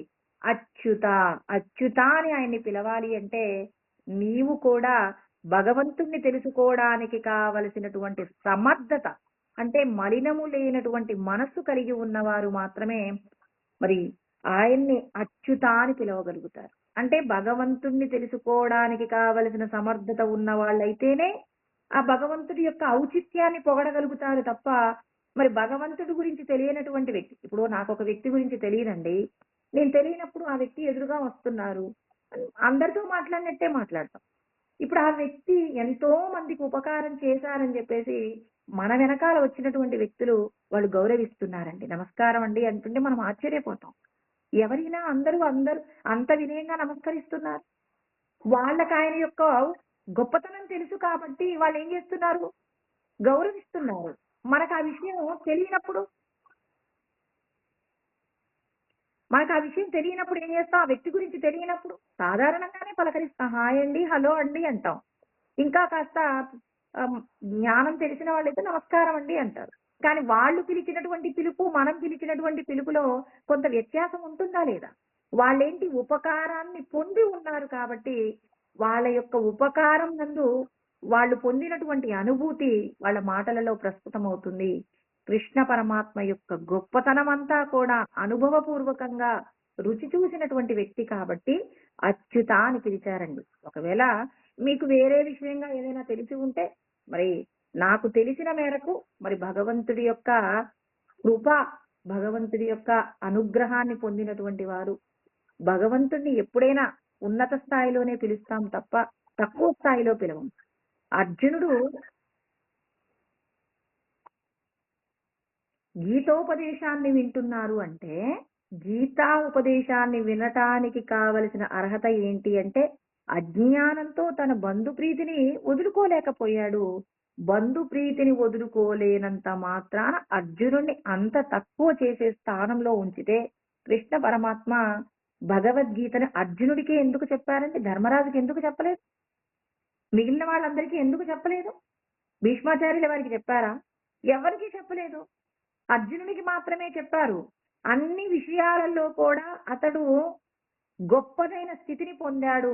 బంధు ప్రీతి యందు మాత్రం కాస్త ఇబ్బంది పడుతున్నాడు కాబట్టి ఇతనికి ఉన్నటువంటి బంధు ప్రీతిని కనుక తీసేస్తే ఇతడు పూర్ణమైనటువంటి స్థితిలో ఎదగగలుగుతాడు అని గురువు భావన చేసి ఉన్నారు కాబట్టి ఆ బంధు ప్రీతిని పోగొట్టేటటువంటి ప్రయత్నంగా కృష్ణ పరమాత్మ అర్జునుడి యొక్క మాటలన్నింటినీ కూడా చాలా జాగ్రత్తగా వింటూ ఉన్నారండి. అర్జునుడు అడిగినటువంటి ప్రతి ప్రశ్నకు కూడా సమాధానం చెప్పడం కోసం అని చెప్పి కృష్ణ పరమాత్మ అర్జునుడికి ఉన్నటువంటి మాయ యొక్క శక్తి ఏంటో అర్జునుడికి అర్థం కావడం కోసం అని చెప్పి అర్జునుడు నేను ఎవరినైనా చంపగలను అనేటటువంటి ఆలోచన చేత ఏం చేస్తున్నారు అనంటే ప్రశ్న అడిగాడు. నేను శత్రువులందరినీ కూడా చూడాలనుకుంటున్నాను అన్నారండి. నా శత్రు సైన్యంలో ఉన్న వాళ్ళందరినీ కూడా నేను చూడాలనుకుంటున్నాను. ఎందుకు చూడాలనుకుంటున్నాను? ఎందుకు అంటే వాళ్ళందరినీ కూడా నేను జయించాలనేటటువంటి ఉత్సాహం నా లోపల ఉంది కాబట్టి నేను చూస్తానన్నారు. అలా చూస్తానన్నప్పుడు సరే అని చెప్పేసి ఇక్కడ సంజయుడు మాట్లాడతాడు. కృష్ణ పరమాత్మ మాట్లాడట్లేదండి. ఇక్కడ కృష్ణ పరమాత్మకి మాటలు లేవన్నమాట. శ్రీ భగవాను వాచ అనట్లేదు, సంజయుడు మాట్లాడుతూ ఉన్నారు. సంజయుడు ఏమంటున్నారు అంటే ఏవముక్త్వా ఋషికేశం గుడాకేశేన భారత సేనయోరుభయోర్మధ్యే స్థాపయిత్వా రథోత్తమం. కృష్ణ పరమాత్మ ఏం చేశారు అనేటటువంటి విషయాన్ని ఇక్కడ సంజయుడు ధృతరాష్ట్రుడికి చెప్తూ ఉన్నారు. ఏమంటున్నారు? ఈ విధంగా మాట్లాడారనమాట. అర్జునుడు మాట్లాడినటువంటి మాటలకు కృష్ణ పరమాత్మ ఏం చేశారు అంటే ఏవముక్త్వా ఋషికేశం గుడాకేశేన భారత. ఇక్కడ పిలిచేటప్పుడు రెండు పేర్లు, నేను ప్రతిసారి కూడా పేరును కూడా వివరిస్తూ ఉంటానండి. ఎందుకు అంటే పిలవబడినటువంటి పేరులోనే వారి యొక్క గొప్పతనాన్ని అర్థం చేసుకోవాలి. ఇంతకు ముందు అర్జునుడు ఏమన్నారు? అచ్యుత అన్నారండి. ఇప్పుడు కృష్ణ పరమాత్మ అర్జునుడిని ఏమని పిలుస్తున్నారు? గుడాకేశ అంటున్నారు. రెండు పదాలకు రెండు పేర్లతో పిలిచారండి. రెండింటి గురించి కూడా చెప్పుకోవాలి. గుడాకేశ, భారత అనే రెండు పేర్లు వాడారు. ఇక్కడ గుడాకేశ అంటే నిద్రను జయించినటువంటి వారు. నిద్రను జయించినటువంటి వాళ్ళు ఏంటి అని చెప్పేసి అనుకుంటే అర్జునుడు తమో గుణాన్ని దాటి ఉన్నారు అనేటటువంటి సత్యాన్ని కూడా చెప్తున్నారు. తమో గుణము తమస్త్వజ్ఞానజం విద్ధి మోహనం అన్నారు. తమస్త్వజ్ఞానజం అంటే తమో గుణము వలన కలిగినటువంటి, అంటే తమో గుణము యొక్క ప్రభావము చేత మనందరిలో ఉండేటటువంటి అవలక్షణాలు ఏంటి అంటే మోహనం సర్వదేహినాం, సమస్త ప్రాణులన్నీ కూడా మోహమును పొందుతూ ఉన్నాయట. మనం అందరము కూడా కడుపు నిండా తిన్నామనుకోండి, వెంటనే ఏమొస్తుంది? కంటి నిండా నిద్ర పడుతుందని. భగవంతుడు ఏమంటారు? కడుపు నిండా భోజనం చేస్తే కంటి నిండా నిద్రపోవడానికి కాదు మీరు మానవ జన్మను పొందింది, మీరందరూ కూడా మీ లోపల ఉన్న సత్య వస్తువును తెలుసుకోవడం కోసం నిరంతరము మీరు యుద్ధము చెయ్యవలసి ఉంటుంది అన్నారు. అవునండి, మనం అందరం యుద్ధం చేయాలి. అయ్యో అర్జునుడు అంటే కౌరవుల మీద యుద్ధం చేస్తున్నారండి, మేమెక్కడ యుద్ధం చేయాలి అంటే నువ్వు చేసేటటువంటి కర్మయే యుద్ధముగా భావన చెయ్యాలి. ప్రతి క్షణము కూడా ధర్మము అధర్మం అనే రెండు విషయాలు నిన్ను ఎప్పుడు కూడా ఏం చేస్తూ ఉంటాయి? రెండు నిన్ను ఏమారుస్తూ ఉంటాయి. ధర్మాన్ని పాటించమని భగవంతుడు చెప్పే జ్ఞానము చెప్తుంది. అధర్మంగా అంటే ధర్మానికేమో విజయం నెమ్మదిగా వస్తుందండి, అధర్మానికేమో సంతోషం తొందరగా వస్తుంది, తర్వాత దుఃఖాలు వస్తాయి. మరి అధర్మం ఎప్పుడు కూడా మనతో ఏం చేయిస్తుంది? పాపపు కర్మలు చేయించడానికి, అంటే ఇప్పటికిప్పుడు కలిగేటటువంటి సుఖాల కోసం అని చెప్పి అధర్మం ఎప్పుడు నిన్ను ప్రేరేపిస్తూ ఉంటుంది. ఈ ప్రేరణతో ఎవరైతే సుఖాలకు లొంగిపోయి పాపపు కర్మలు చేస్తారో అలా పాపపు కర్మలు చేసినటువంటి వారు ఏమవుతారు? దుఃఖంతో కూడినటువంటి జీవనాన్ని పొందుతారు. మళ్ళీ మళ్ళీ అనేక రకములైనటువంటి జన్మలను పొంది మానవ జన్మలో మీరు పొందవలసినటువంటి సత్య వస్తువైనటువంటి ఆత్మను పొందకుండా మీ మానవ జన్మను వృధా చేసుకుంటారు. ఇప్పుడు ధర్మంతో కూడి జీవిస్తున్నప్పుడు ఏమవుతుంది? ఆ ధర్మంతో కూడినటువంటి జీవనం గురించి నేను ఒక చిన్న కథ చెప్తానండి. ఏంటి ఆ కథ అంటే, ఒకసారి అందరూ కూడా ఒక ఊరిలో యజ్ఞం చేస్తూ ఉన్నారట. భార్యాభర్తలు ఇరువురు కూర్చొని బ్రాహ్మణుల యొక్క సమక్షంలో యజ్ఞం చేస్తూ ఉన్నారట. అందరూ ఉన్నారండి. ఆ ఊర్లో అనేక మంది ఉన్నారన్నమాట. ఉండి వాళ్ళందరూ యజ్ఞం చేస్తూ ఉన్నారు. యజ్ఞం చేస్తున్నప్పుడు ఒక ఇంటి ఆవిడ ఆ యజ్ఞం జరిగేటప్పుడు ఏమైంది అంటే అనుకోకుండా తుమ్మిందండి. అనుకోకుండా తుమ్మినప్పుడు ఏమవుతుంది అంటే, అందులో కొంచెం ఆ తుమ్మినప్పుడు కొంచెం ద్రవం ఏదైతే ఉందో, కొంచెం నీటి చుక్కలు అందులో పడిపోయాయన్నమాట. అశుద్ధంతో కూడిన నీటి చుక్కలు ఆ యజ్ఞగుండంలో పడ్డాయి. ఆమె తమలపాకు చర్వాణం చేసిందండి. తమలపాకు నములుతూ ఉందన్నమాట. నమిలేటప్పుడు అలా జరిగింది. అలా జరిగినప్పుడు యజ్ఞం అయిపోయిన తర్వాత ఆ యజ్ఞగుండంలో ఇంత బంగారు ముద్ద దొరికిందట. ఇప్పుడు భర్త ఆశ్చర్యపోయాడు. ఏం జరిగింది అనంటే, "ఏమీ లేదండి. నేనైతే ఒక పొరపాటు చేశాను. యజ్ఞం జరిగేటప్పుడు తమలపాకు నములుతున్నప్పుడు అనుకోకుండా తుమ్మటం జరిగింది. తుమ్మటం వలన మరి అందులో కొంచెం మరి నా ఉమ్మి అందులో పడిపోయిందండి" అంటే, "ఉమ్మి పడితే యజ్ఞమునందు బంగారం వచ్చిందా?" అని చెప్పేసి ఆ బంగారాన్ని తీసుకున్నారు. ఆశ చేత బంగారం ఎవరికి ఆశ ఉండదండి. ఆశ చేత మళ్ళీ వీళ్ళు యజ్ఞం చేయడం, అందులో తమలపాకు నమలడం, తుమ్మటం. ఇప్పుడు బంగారం యజ్ఞమునందు చాలా వస్తుందండి. ఇప్పుడు ఈ బంగారాన్ని కరిగిస్తున్నారు. గొప్ప సంపదను పొంది ఉన్నారు. బంధువులు అడుగుతారుగా, స్నేహితులు, బంధువులుంటారు. మనం ఎవరికి చెప్పినా, చెప్పకపోయినా బంధువులకు, స్నేహితులకు చెప్పుకుంటాం. "ఏంట్రా బాబు నువ్వు ఇంత ధనవంతుడివి అయ్యావంటే" "ఏం లేదు ఇలా జరిగిందని" చెప్పేసి చెప్పారు. అందరూ ఏం చేస్తున్నారు? తెలిసినటువంటి బంధువులు, స్నేహితులు అందరూ కూడా యజ్ఞం చేస్తున్నారు. యజ్ఞమునందు మరి ఇదే విధమైనటువంటి క్రతువు చేస్తున్నారు. బంగారం పుడుతుందండి. బంగారంతో అందరూ ధనవంతులయ్యారు. ఒక బ్రాహ్మణుడు మాత్రం ఎప్పుడు కూడా ఆ విధమైనటువంటి కర్మ చేయట్లేదు. ఆ విధమైనటువంటి కర్మ ఎందుకు చేయట్లేదు అనంటే, ఎప్పుడూ కూడా యజ్ఞం అనేది దేవతలకు హవిస్సులు జరగటానికే తప్ప స్వప్రయోజనం కోసం యజ్ఞం చెయ్యకూడదు అనేటటువంటి జ్ఞానాన్ని అనుభవపూర్వకంగా అతడు ఆచరిస్తూ ఉంటాడు. అంటే ఆచరిస్తూ ఉంటాడు కాబట్టి ఇప్పుడు అతను ఆ యజ్ఞంలో అటువంటి అపచారం చేసే ప్రయత్నం చేయడండి. భార్యకు చాలా కోపం వచ్చింది. ఊళ్ళో ఉన్నారు ఇంతమంది. అందరూ మనతో పాటు యజ్ఞం చేశారు. యజ్ఞంలో అందరికీ కూడా బంగారం దొరికింది. బంగారం దొరికే విధంగా అందరూ ప్రయత్నం చేశారు. నువ్వెందుకు అలా చెయ్యవు? అంటే నేను చెయ్యను. శాస్త్రాన్ని ధిక్కరించి నేను ఎటువంటి పని చెయ్యను. అంటే సరే నీ కర్మ నువ్వు ఉండు అని చెప్పి చాలా సంవత్సరాలండి. ఒక 10 సంవత్సరాల తర్వాత భార్యకు విసుగు కలిగింది.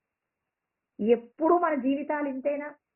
మన చుట్టూ ఉన్నవాళ్ళు ఎంత గొప్పగా ఉన్నారు. పెద్ద పెద్ద బిల్డింగులు కట్టుకున్నారు. ఎక్కడికి వెళ్ళినా బంగారు ఆభరణాలతోనే మరి వాళ్ళందరూ కూడా వస్తూ ఉన్నారు.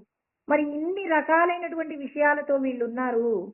మరి ఇన్ని రకాలైనటువంటి విషయాలతో ఉన్నటువంటి వీళ్ళని చూస్తూ నేను ఇంకా ఈ ఊర్లో ఉండటం నా వల్ల కాదు. నేను వెళ్ళిపోతున్నాను మా పుట్టింటికి అన్నారు. నువ్వు నీ పుట్టింటికి వెళ్ళినా నేనైతే యజ్ఞానికి సంబంధించిన అపచారం చెయ్యను అంటే భార్య ఇన్ని రోజులు వెళ్ళలేదు. ఇప్పుడు కూడా వెళ్ళదు అని చెప్పేసి అనుకున్నాడు. కానీ భార్య మాత్రం వెళ్ళిపోయిందండి. ఆ ఊరు పొలిమేర దాటింది. ఇక అతడు అయ్యో! ఇక తన భార్య వెళ్ళిపోయేసరికి మరి ఆ భార్య కోసం అని చెప్పేసి పిల్లల్ని తీసుకొని ఆయన కూడా భార్య వెంటనే వెళ్ళాడు. పొలిమేర దాటాడండి. పొలిమేర దాటిన మరుక్షణం ఆ ఊర్లో అగ్ని పుట్టింది. ఊర్లో ఉన్నటువంటి సమస్త వస్తువులు, సమస్త ప్రాణులు సమస్తము నశించిపోయాయండి. అలా నశించిపోతే ఆ బ్రాహ్మణుడు భార్య ఏం జరుగుతుందో అర్థం కాలేదు. వాళ్ళు అలాగే చూస్తూ ఉన్నారు. అప్పుడు కలిపురుషుడొచ్చాడట. కలిపురుషుడొచ్చి ఇన్ని రోజులు వాళ్ళు అలా జీవించారు అనంటే, వాళ్ళు చేసింది యజ్ఞమునందు పాపమే చేసి ఉన్నారు కానీ, యజ్ఞమునందు పాపము చేసినా ఎందుకు రక్షింపబడ్డారు అంటే, ధర్మంతో కూడినటువంటి ఒక వ్యక్తివి నువ్వున్నావు కాబట్టి, నువ్వుండగా ఆ ఊర్లో ఎవరికీ ప్రమాదం జరగకూడదు కాబట్టి, ఇవాళ నేను కావాలనే నీ భార్యలో ప్రవేశించి, నీ భార్య పుట్టింటికి పోయేలాగా, పొలిమేర దాటేలాగా నేనే చేశాను. అలా చేయటం వలన నువ్వు కూడా నీ భార్య కోసం అని చెప్పేసి పొలిమేర దాటావు. అంటే నిన్ను రక్షించడం కోసం, ధర్మాన్ని రక్షించడం కోసమే, ధర్మాన్ని ఎవరైతే రక్షిస్తుంటారో వాళ్ళని రక్షించడం కోసమే అధర్మంగా ఉన్న ఇంతమందిని నేను ఇన్ని రోజులు భరించాను. యజ్ఞమునందు ఏనాడు అపచారం చేయకూడదు అంటే చెప్పారు కదండి. అధర్మంతో కూడినటువంటి విషయాలు సుఖాన్ని ఇస్తాయి. అప్పటికప్పుడు వచ్చే సుఖాలు మరి ధర్మంతో కూడి ఉన్నప్పుడు శాశ్వతమైనటువంటి సుఖము, ఆనందం కలుగుతుంది. అంటే ఇక్కడ ఈ కథ ఏం చెప్తుంది? ధర్మంగా జీవించిన వారికి తొలుత కష్టాలొస్తాయి. ఇదే విషయాన్ని భగవద్గీతలో కూడా చెప్పారండి కృష్ణ పరమాత్మ. మనకు 18వ అధ్యాయంలో మనకు చెప్పబడినటువంటి శ్లోకం 33, 34 అండి. ఎత్తదగ్రే విషమివ పరిణామే అమృతోపము. మొదట కష్టంగా ఉంటుంది, తర్వాత సుఖాన్ని ఇస్తుంది. విషయేంద్రియ సంయోగాది ఎత్తదగ్రే అమృతోపమం అంటారు. మొదట సుఖం వచ్చింది. ఇక్కడ యజ్ఞం అపవిత్రం చేసినందుకు సంపదలు వచ్చాయి, సంపదలకు ఆశపడ్డారు, యజ్ఞాన్ని అపవిత్రం చేశారు. అలా చేయడం వల్ల ఏం జరిగింది? మొదట సుఖం వచ్చింది, పరిణామే విషమివ.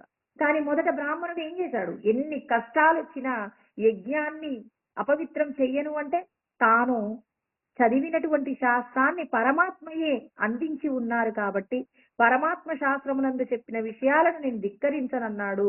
ఎలా అన్నాడండి? ఎత్తదగ్రే విషమివ పరిణామే మృతోపమం. అంటే మొదట కష్టము వచ్చినా పర్వాలేదు, ఆత్మ సుఖ ప్రసాదజం అంటాడు. అంటే ఆత్మ సుఖమును కోరుకున్నటువంటి వారు తాత్కాలికమైనటువంటి సుఖముల కోసం వెంపర్లాట ఆడరు. దేహ సంబంధమైనటువంటి సుఖాలు తాత్కాలికమైన సుఖాలు అయినప్పటికీ ఇప్పుడు అనుభవించేటటువంటి సుఖం కోసం, ఇప్పుడు తినే ముద్ద కోసం ఎంతో మంది అబద్ధాలు ఆడే వాళ్ళు ఉంటారండి. ఈ పూట సంతోషంగా గడపడం కోసం అవతలి వారి మీద ఎన్ని రకాలైన నిందలైనా వేసి, ఇప్పుడు నా శత్రువుని ఎవరైనా తిడుతున్నారనుకోండి, నాకు సుఖంగా ఉంటుంది. అలా నాకు సుఖంగా ఉన్నప్పుడు నేను ఏం చేస్తాను? ఆ వ్యక్తికి, నా శత్రువుని తిడుతున్న వ్యక్తికి నేను ఏ విధమైనటువంటి ఉపచారాలు చేయాలో అన్నీ చేస్తుంటాను. ఎందుకు? నా శత్రువుని ఒక వ్యక్తి నింద చేస్తున్నాడు కాబట్టి, శత్రువుని నింద చేసేటటువంటి వ్యక్తి నాకు ఏమవుతున్నాడు? ప్రీతి పాత్రమవుతూ ఉన్నారు కాబట్టి భగవంతుడు చెప్పినటువంటి ధర్మాన్ని పాటించాలి అంటే తాను మోక్షాన్ని, ముక్తిని పొందాలనేటటువంటి కోరిక ఉన్నప్పుడు మాత్రం ధర్మంగా జీవించే ప్రయత్నం చేస్తారు. కాబట్టి తమో గుణము వల్ల కలిగేటటువంటి మోహము నుండి బయటపడాలండి.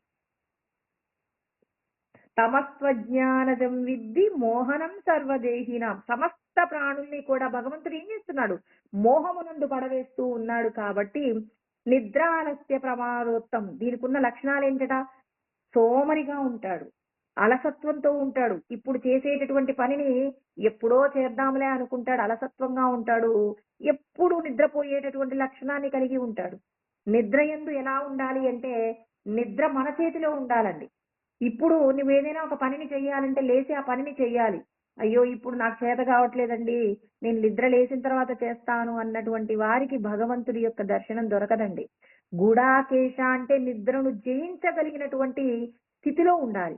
అంటే తాను కర్తవ్యాన్ని నిర్వర్తించడానికి ఎప్పుడూ కార్యోన్ముఖుడుగా ఉన్నప్పుడు మాత్రమే సాధ్యమవుతుంది తప్ప, ఏమోలే నా సుఖానికంటే, అంటే నా శరీర సంబంధమైన సుఖం కంటే ఈ దేహ సంబంధమైన కార్యాలు అంత గొప్పవా అని చెప్పి కార్యానికి చిన్న పీట వేసి తన యొక్క వ్యక్తిగత సుఖానికి ఎవరైతే పెద్ద పీట వేస్తారో, అలా పెద్ద పీట వేసినటువంటి వారు ఎప్పటికీ భగవంతుణ్ణి చేరుకోవడానికి కావలసినటువంటి స్థితిని పొందలేరు. కాబట్టి ఇక్కడ అర్జునుణ్ణి పిలుస్తున్నారు గుడాకేశ. అంటే మనం కూడా భగవంతుని అనుకుంటున్నాం కాబట్టే కదండి భగవంతుడు చెప్పే జ్ఞానాన్ని వినటం కోసం ప్రతి ఒక్కరం ప్రయత్నం చేస్తున్నాం.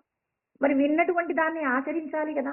ఆచరించాలి అంటే భగవంతుడిని తప్పజెప్పిన పనిని వాయిదా వేస్తావా, లేకపోతే ఇప్పుడే చేస్తావా? అందుకే ఏమంటారు, భగవంతుడి జ్ఞానం తెలిసిన వాళ్ళు ఇప్పుడు చేసేటటువంటి పనిని ఇప్పుడే చేసేస్తారు.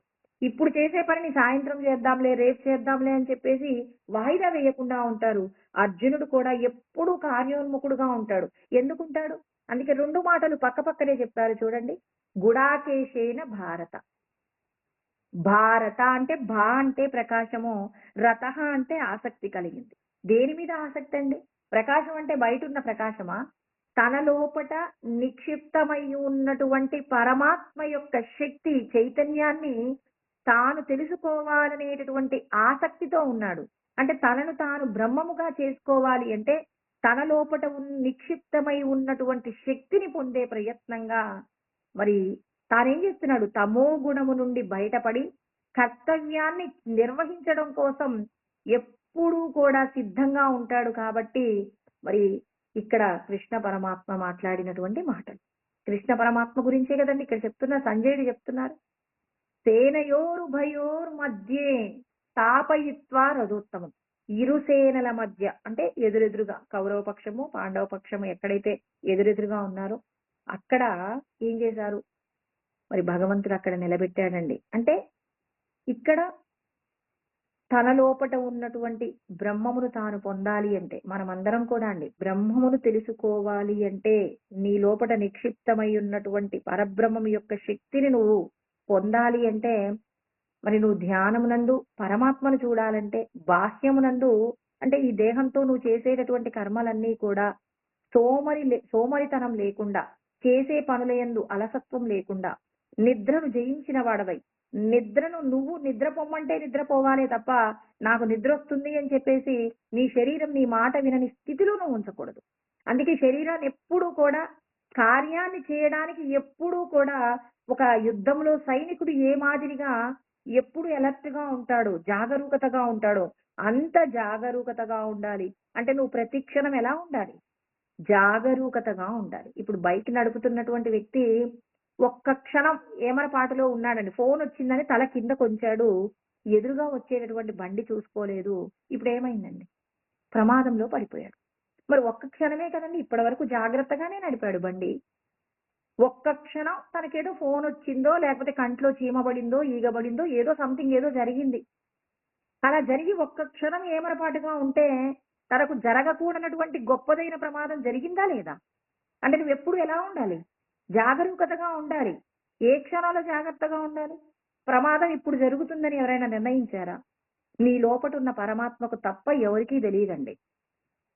నీ లోపల ఉన్నటువంటి పరమాత్మకు తప్ప అన్యులకు నీకిప్పుడు ప్రమాదం జరుగుతుందని కానీ, నీకిప్పుడు శుభము జరుగుతుంది కానీ నిర్ణయించేటటువంటి వ్యక్తి ఈ లోకంలో ఎవరైనా ఉన్నారా? ఆ పరబ్రహ్మము తప్ప అన్యులెవరూ కూడా తెలుసుకోలేరు. ఆ పరబ్రహ్మం ఎక్కడున్నారు? ఎక్కడో బయట ఉన్నారా? నీ లోపటే ఉన్నారు. నువ్వు ఆయన్ని పిలిచి స్వామి నాకే ప్రమాదం జరగకుండా చూడండి స్వామి అని చెప్పి ఆయనకు ఓ మాట చెప్తుండాలి ఎప్పుడు. అలా చెప్తూ ఉంటే ఆయన ఏం చేస్తాడు? నీకు జరగబోయేటటువంటి ప్రమాదం నుండి నిన్ను రక్షించే ప్రయత్నంగా అడుగులు వేస్తూ ఉంటారండి ఆయన. నువ్వు ఆయనకి చెప్పవు, అయ్యో భగవంతుడికి దయలేదండి నాకు ఇంత ప్రమాదం చేస్తాడా అంటారు. మరి నువ్వు లోపటున్న ఆయనకు ఓ మాట చెప్తావా? ఇప్పుడు చిన్న పిల్లవాడు నాన్న నేను ఈ చాక్లెట్ కొనుక్కుందాం అనుకుంటున్నాను నాన్న అని చెప్పేసి చెప్తే, నాన్న ఈ చాక్లెట్ తినకూడదురా దీనివల్ల ప్రమాదం ఉందని తండ్రి చెప్తాడు. పిల్లవాడు తండ్రికి చెప్పకుండానే వెళ్ళిపోయాడు, వాడికి నచ్చింది ఏదో తిన్నాడు, వచ్చి ఏడుస్తున్నాడు. ఎందుకురా ఏడుస్తున్నావు అంటున్నారు. నాన్న ఆ చాక్లెట్ తిన్నాను, ఆ చాక్లెట్ తిన్నప్పటి నుంచి గొంతులో ఎలాగో ఉంది, నాకు ఇబ్బందిగా ఉంది అని ఏడుస్తున్నాడు. మరి వెళ్ళేటప్పుడు చెప్తే నువ్వే చాక్లెట్ కొనుక్కుంటే నీకు ఇబ్బంది కాదో చెప్పి ఉండేవాడిని కదా. చెప్పకపోవడం పిల్లవాడి తప్ప తండ్రి తప్ప? ఇక్కడ భగవంతుడికి కూడా లోపట ఉన్నాయనికి ఒక మాట చెప్పడం రావట్లే మనందరికీ. మనకు ఏదైనా శుభం జరిగిందనుకోండి, లోపట ఉన్నాయనికి ఒక్కసారి కళ్ళు మూసుకొని స్వామి మీ అనుగ్రహం వల్లే మంచి జరిగిందండి, ఈ శుభం మీ వల్లే నేను ఇంత ఆనందం పొందగలుగుతున్నానని ఇక మీ ఇంటి చుట్టుపక్కల వాళ్ళకి, మీ బంధువులకి, స్నేహితులకి అందరికీ చెప్పుకోండి. పరమ సంతోషాన్ని పొందండి. భగవంతుడి నిన్ను ఆనందించమనే కదా నీకు శుభం చేశాడు. నీకు ఇప్పుడు ఏదైనా కష్టం వచ్చింది, వెంటనే లోపట ఉన్నాయనికి ఓ మాట చెప్పండి. స్వామి ఈ కష్టాన్ని నేను ఎలా ఎదుర్కొంటానో నాకు అర్థం కావట్లేదు, మీరే నాకు ఒక ఉపాయాన్ని చెప్పండి, నన్ను రక్షించేటటువంటి ఒక వ్యక్తిని మీరే తీసుకొచ్చి పెట్టాలి, మీరే రక్షించాలి స్వామి అని చెప్పి ఆ లోపట ఉన్నాయనికి ఓ మాట చెప్పండి. ఇప్పుడు మనం ఏం చేస్తామంటే మనకి ఏదైనా కష్టం వస్తే సహాయం చేసే వాళ్ళని ఊళ్ళో ఉన్న అందరికీ అంటే మనకు తెలిసిన బంధువులు స్నేహితులు అందరినీ అడిగిన తర్వాత ఇక చివరికి ఇంటికి వచ్చి స్వామి నా వల్ల కావట్లేదు స్వామి, ఈ సమస్య నుంచి నేను ఎలా బయటపడాలో నాకు అర్థం కావట్లేదు, మీరే చూడాలి అని కళ్ళు మూసుకొని అప్పుడు చెప్తామండి. అంటే ఇప్పుడు సమస్య రాగానే ఓ మాట లోపటున్నాయని చెప్తే నువ్వు ఇంతగా ప్రయాస పడాల్సిన అవసరం లేదు కదా. లోపటున్నాయనికి ఓ మాట చెప్పి తర్వాత ప్రయత్నం చెయ్యి. నువ్వు ఎక్కువ కష్టపడకుండానే నీకు ఆ కష్టాన్ని పోగొట్టే వ్యక్తిని నీకు తారసపడేలాగా చేస్తారు. ఎందుకు? నువ్వు ఒక మాట చెప్పి ఉన్నావు కాబట్టి. నీ లోపట ఉన్న పెద్దాయనకు ఓ మాట చెప్పు. నీ లోపట పరబ్రహ్మము శక్తి ఉంది అని నువ్వు నమ్మి నీ లోపట ఉన్నాయని చెప్పొచ్చు. చిన్నప్పుడు మనం చదువుకునేటప్పుడు టీచర్ అడిగినటువంటి ప్రశ్నకు సమాధానం అడిగారనుకోండి, వెంటనే తల పైకి వేసి చూస్తాం. అప్పుడు టీచర్ అంటారు, ఏరా పైన ఏమైనా కనిపిస్తున్నాయా మీకంటారు. పైకి అంటే మన లోపట ఉన్న ఆ నిధిలో ఏదైనా సమాధానం అంటే మనం చదివినటువంటి విషయాలలో మనం టీచర్ అడిగిన ప్రశ్నకు సమాధానం దొరుకుతుందేమోనని లోపలికి చూస్తున్నామండి. ఆ తల పైకి లేపడం అంటే నీ చూపును పైనున్నటువంటి భగవంతుడికో మాట చెప్పు, సహస్రారంలో ఉన్న పరమాత్మకి ఒక మాట చెప్పడం నేర్చుకో. నీ లోపట ఉన్న పరబ్రహ్మము యొక్క శక్తిని నువ్వు గుర్తు పెట్టుకొని సుఖమునందు అహంకరించకుండా భగవంతుడికి కృతజ్ఞతలు చెప్పి నన్ను జాగ్రత్తగా ఈ కార్యాన్ని చేసేలాగా నడిపించండి అని ఓ మాట. ఏదైనా ఒక కష్టం వస్తే భగవంతుడా నన్ను క్షమించండి అయ్యా, తెలుసో తెలియకో తప్పు చేసుంటాను, నన్ను క్షమించి నేను ఈ సమస్య నుంచి ఎలా గట్టెక్కాలో మీరే నాకు ఒక సలహాని ఇవ్వగలరు అని పరమాత్మను మనం వేడుకున్నామనుకోండి, అప్పుడు ఆ భగవంతుడు ఏం చేస్తాడు? నీకు ఉపకారం చేస్తాడు. అంటే నమ్మితే భగవంతుడి యొక్క అనుగ్రహం దొరుకుతుంది. ఉన్నాడో లేడో అని చెప్పేసి మీరు సంశయించారనుకోండి, సంశయాత్మ వినశ్యతి. ఎవరైతే సందేహిస్తున్నారో సందేహించిన వాళ్ళందరూ నశించిపోతారు అని మరి కృష్ణ పరమాత్మ చెప్తారండి. భగవంతుడు అంతటా అన్నింటా ఉన్నారని, ఆయన యొక్క శక్తి చేతనే విశ్వమంతా నడుస్తుంది అని ఆయన గురించి తెలుసుకుని ఆయన్ని నమ్మి ఆయనతో కలిసి ఎవరైతే కర్మ చేస్తుంటారో అలా కర్మ చేసినటువంటి వారు ముక్తి సోపానమును పొందుతారు. తస్మాత్ సర్వేషు కాలేషు మామనుస్మర యుధ్యచ. కృష్ణ పరమాత్మ ఎన్ని శ్లోకాలలో చెప్తారో అండి ఈ మాట. తస్మాత్ సర్వేషు కాలేషు. సర్వేషు కాలేషు అంటే ఎల్లప్పుడూ, ఎల్లప్పుడూ అనే పదం గుర్తుపెట్టుకోవాలి. ఏదో కాసేపు సమస్య వచ్చినప్పుడు గుర్తుపెట్టుకోవడం కాదండి. ఎప్పుడూ నేను భగవంతుడి యొక్క సన్నిధిలోనే ఉన్నాను, నా కర్మలన్నింటినీ భగవంతుడే నా చేత ఆచరింప చేస్తున్నారని నువ్వు భగవంతుడు ఏం చేయాలి? తస్మాత్ సర్వేషు కాలేషు మాం అంటే నన్ను అంటున్నాడు పరమాత్మ. అనుస్మరణ, నన్ను స్మరణ చేయి నాయన. నువ్వు చేయాల్సింది ఏంటి? ఒకసారి భగవంతుడిని స్మరణ చేసుకుంటూ పనులు ప్రారంభించుకో. ఇప్పుడు చంటి బిడ్డడు ఉన్నాడండి, 1 సంవత్సరం లోపు పిల్లలు ఉన్నారు.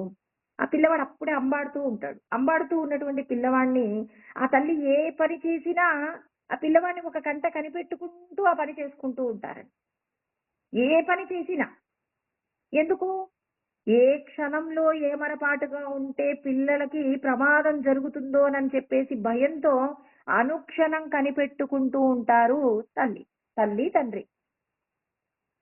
అలాగే నువ్వు ప్రతి క్షణం భూమి మీద నువ్వు జీవించినంత కాలము కూడా భగవంతుని యొక్క నామస్మరణ చేస్తూనే నువ్వు దేహ సంబంధమైనటువంటి కార్యములను నిర్వర్తించవలసి ఉంటుంది. కానీ నా ఇష్టం వచ్చినట్టుగా నేను జీవిస్తానని కర్తృత్వాన్ని నీ మీద వేసుకొని చేస్తూ ఉంటే నీకు ప్రమాదం వచ్చినప్పుడు రక్షించడానికి భగవంతుడు సిద్ధంగా ఉండడు.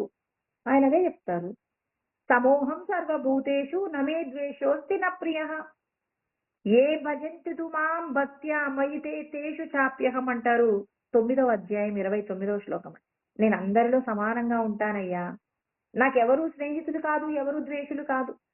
నన్ను నిరంతరం స్మరిస్తూ ఉంటే మాత్రం వాళ్ళకి ఏం కావాలో అన్ని చూసి పెడతాను.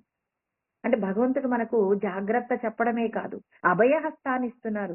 నేను చూసుకుంటాను మిమ్మల్ని అంటున్నారు. అంటే మనకి కేవలం భగవంతుడిని స్మరణ చెయ్యడం రాక మనం మళ్ళీ మళ్ళీ పుడుతున్నాం, చస్తున్నామండి.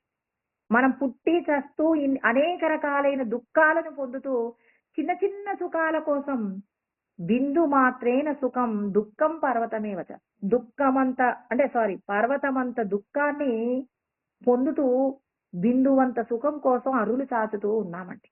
అంటే మనం ఏం కోల్పోతున్నామో తెలుసుకోలేనటువంటి విధంగా జీవిస్తూ ఉన్నాం. కాబట్టి నీలోపట ఉన్నటువంటి సర్వశక్తివంతమైనటువంటి పరబ్రహ్మమును నువ్వు తెలుసుకో. ఆయన్ని నువ్వు స్మరణ చేస్తూ యుధ్యచ అంటే కర్మ చేయమంటున్నారు. అనుక్షణం నువ్వు ఏది చేస్తున్నా నన్ను స్మరణ చేస్తూ ఉండు. అందుకే యదిహ్యహం నవర్తేయ జాతు కర్మణ్యతంద్రితః మమ వర్త్మానువర్తంతే మనుష్య పార్థ సర్వశః అని 3వ అధ్యాయం 23వ శ్లోకం. అద్భుతమైనటువంటి అధ్యాయం అండి కర్మయోగం. భగవద్గీతలో ఏదైనా అద్భుతమేనండి. కాకపోతే ఒక్కొక్క శ్లోకాన్ని తలుచుకున్నప్పుడు చాలా సంతోషంగా ఉంటుంది. నువ్వు ఒక పని చేసేటప్పుడు ప్రశాంతంగా ఉండి చేయవచ్చు. ఒక పనిని చేసేటప్పుడు జాగ్రత్తగా ఉండొచ్చు అనేది ఏం లేదట. ప్రతి క్షణము కూడా నువ్వు జాగరూకతగా ఉండాలి. కారు డ్రైవింగ్ చేసేటప్పుడు డ్రైవర్ గనక ఒక్క క్షణం నిద్రపోతే ప్రమాదం జరుగుతుంది. ఏ పనైనా అండి, వంట చేస్తున్నారు. వంట చేసేటప్పుడు ఒక నిమిషం ఏమరపాటుగా ఉన్నారు. స్టవ్ కట్టేయాల్సిన టైంలో స్టవ్ పెంచేశారండి. సిమ్‌లో ఉన్న స్టవ్‌ని కట్టేయకుండా పెంచేశారు. ఒక్క క్షణంలో నువ్వు చేసిన వంట అదేమవుతుంది? ఇబ్బందవుతుందా లేదా? తినటానికి అనుకూలతను పోగొట్టుకుంటుంది. ఏ క్షణంలో నేను ఉప్పు వేశానో లేదో అనుకున్నారనుకోండి, రెండోసారి ఉప్పేశారు. ఇప్పుడు ఆ పదార్థం మీరు తినగలుగుతారా? అంటే మీరు చేసే ఏ పనిలోనైనా జాగరూకత లేకపోతే మీరు ఆ పని యందు విజయాన్ని సాధించలేరు. మీ యందు జాగరూకత కలగాలంటే నన్ను స్మరించండి చాలు, మిమ్మల్ని నేను సరిచేస్తానంటున్నా. నన్ను స్మరణ చేస్తూ ఉండండి. ఏదైనా ఒక క్షమణంలో ఏమరపాటుగా ఉండాల్సొచ్చినా, ఆ ఏమరపాటు లేకుండా మిమ్మల్ని నేనేం చేస్తాను? కాపాడే ప్రయత్నం. భగవంతుడిని నిరంతరం స్మరణ చేస్తూ ఉంటాడండి. అతనికి ఈ రోజున ప్రమాదం జరగబోతుంది. డ్రైవింగ్ చేస్తూ ఉన్నాడు. గండముంది ఈ రోజు. ఒక క్షణం అతనికి నిద్ర రాబోతుంది. ఎప్పుడూ భగవంతుడిని స్మరిస్తూ ఉంటాడు. ఆ క్షణంలో మాయ జరబడబోతుంది. నిద్ర రాబోతుంది. అతడు నిద్రపోతూనే ఉంటాడు. కానీ ఎదురుగా వచ్చే బండి వ్యక్తి పక్కకు జరిగేలాగా ఆ వ్యక్తిని ఏం చేస్తున్నాడు? కాపాడుతున్నాడు. ఒక క్షణం నిద్రపోయి ఎమ్మటే లేచాడండి. కానీ జరగవలసిన ప్రమాదం నుండి పరమాత్మ ఎదురుగా వచ్చే బండి యొక్క చోదకుడు, ఈ బండి నడిపేటటువంటి చోదకుడు, ఇద్దరిలో ఉన్నది ఏకరూపంలో ఉన్న ఆత్మయే కాబట్టి ఇక్కడ జరగబోయే ప్రమాదాన్ని అక్కడ నివారించబడటం అనేది ఎలా జరుగుతుంది? నువ్వు భగవంతుణ్ణి స్మరిస్తేనే. భారత, నా లోపట శక్తి ఉంది, నా లోపట ఈశ్వరుడు ఉన్నారు, నా లోపట పరబ్రహ్మ స్వరూపమే ఉన్నారు, నేను ప్రత్యేగాత్మనే కానీ దేహము కాదు అనేటటువంటి మాటలు ఎప్పుడూ గుర్తుండి భగవంతుని నిరంతరం కూడా మీకు ఇష్టమైన రూపంలో స్మరణ చేయండి. మీ మనసు యందు నాకు కృష్ణుడంటే ఇష్టం అనుకున్నాను అనుకోండి, కృష్ణ కృష్ణ కృష్ణ కృష్ణ అనుకోండి చాలు. మీకు ఏ రూపం ఇష్టమైతే ఆ రూపమే అలా స్మరణ చేసుకుంటూ భగవంతుని, అందుకే ఏవం సతతయుక్తాయే భక్తాస్వాం పర్యుపాసతే ఏషాప్యక్షరం అవ్యక్తం తేషాంకే యోగ విత్తమాహ అన్నారు. అర్జునుడు అడుగుతాడండి ప్రశ్న. సాకారంలో భగవంతుణ్ణి పూజిస్తుంటారు, వాళ్ళు గొప్పవాళ్ళ? నిరాకార రూపమైనటువంటి అక్షర పరబ్రహ్మమును పూజిస్తుంటారు, వాళ్ళు గొప్పవాళ్ళ? అంటే ఆయన ఏమంటారు? సాకారం గొప్పదన్నాడా, నిరాకారం గొప్పదన్నాడా? మయ్యావేశ్య మనోయే మాం నిత్యయుక్త ఉపాసతే. ఏ రూపమైతే ఏంటనయ్యా, నన్ని రూపాలు నేనే. సాకార రూపంలో నేనే ఉన్నాను, నిరాకార రూపంలో నేనే ఉన్నాను. నాకు కావాల్సింది ఏంటి? నా యందు మీ యొక్క మనస్సును లగ్నం చేసి నిత్యయుక్త, ఎప్పుడు యోగముతో కూడిన వాడివై, భగవంతుణ్ణి తెలుసుకోవాలనేటటువంటి తాపత్రయం కలిగినటువంటి వాడివై, శ్రద్ధయా పరయోపేత, మిక్కిలి శ్రద్ధతో ఎవరైతే నన్ను నిరంతరం స్మరణ చేస్తూ నా కోసం పరితపిస్తూ వాళ్ళు చేసే కర్మలను చేస్తారో వాళ్ళు గొప్పవాళ్ళు అన్నారు. ఇక్కడ సాకారాన్ని పొగడలేదు, నిరాకారాన్ని పొగడలేదు. నాకు కావాల్సింది ఏంటి? మీ యొక్క భక్తి తత్పరతనే తప్ప అన్యమైనది ఏదీ కాదు. మీరు చూసుకుంటారు ఇది సాకారం గొప్పదా, నిరాకారం గొప్పదా అని. అన్నింటి యందు ఏకరూపంలో ఉన్నటువంటి పరబ్రహ్మం యొక్క శక్తి ఉన్నది ఒక కృష్ణుడే అనుకున్నారనుకోండి. విశ్వమంతటా కృష్ణుడే ఉన్నాడు. ఏ దేవతను చూసినా మళ్ళీ మా కృష్ణుడు గొప్పవాడండి, మీ శివుడు చెడ్డవాడండి, ఇది కాదండి. శివుడిలో కృష్ణుణ్ణే చూడు, అమ్మవారిలో కృష్ణుణ్ణే చూడు, సీమలో కృష్ణుణ్ణే చూడు, ఎవరిలోనైనా కృష్ణుణ్ణే చూడు. ఏకభక్తితో ఉండవయ్యా నువ్వు. ఏకభక్తి లేకుండా మా కృష్ణుడు గొప్పవాడంటే మిగిలిన దేవతలందరూ చెడ్డవాళ్ళు. ఇది కాదు ఆయన కోరుకున్నది. నువ్వు ఏ రూపాన్ని చూసినా ఆ రూపము 84 లక్షల రకాల ఉపాధులు, తర్వాత సమస్త లోకములనందు కూడా వ్యాపించి ఉన్నటువంటి స్వరూపము ఏకరూపమే అనే భావన నీకు కలిగినప్పుడు నీ లోపట ఉన్న పరబ్రహ్మము కూడా నువ్వు కోరుకున్న రూపముగానే నీకు దర్శనమిస్తారు. నువ్వు ఆయన యందే లయం కావడానికి అవకాశం. ఇది ఏకభక్తి అంటే. అందుకే అనేక రూపాలలో పూజిస్తూ మా రూపం గొప్పదండి, మీ రూపం శక్తివంతం కాదు అనుకునేటటువంటి చర్చలు మనం ఎప్పుడూ చేయకూడదు. ఉన్నది ఒక్కటే రూపము, ఒక్కటే పరబ్రహ్మం అండి. ఆయనకు రూపము లేదు, కానీ నాకు ఒక రూపమే ఇష్టమండి, రూపంలోనే నేను పూజించుకుంటానంటే ఆ రూపమే విశ్వమంతటా ఉంది.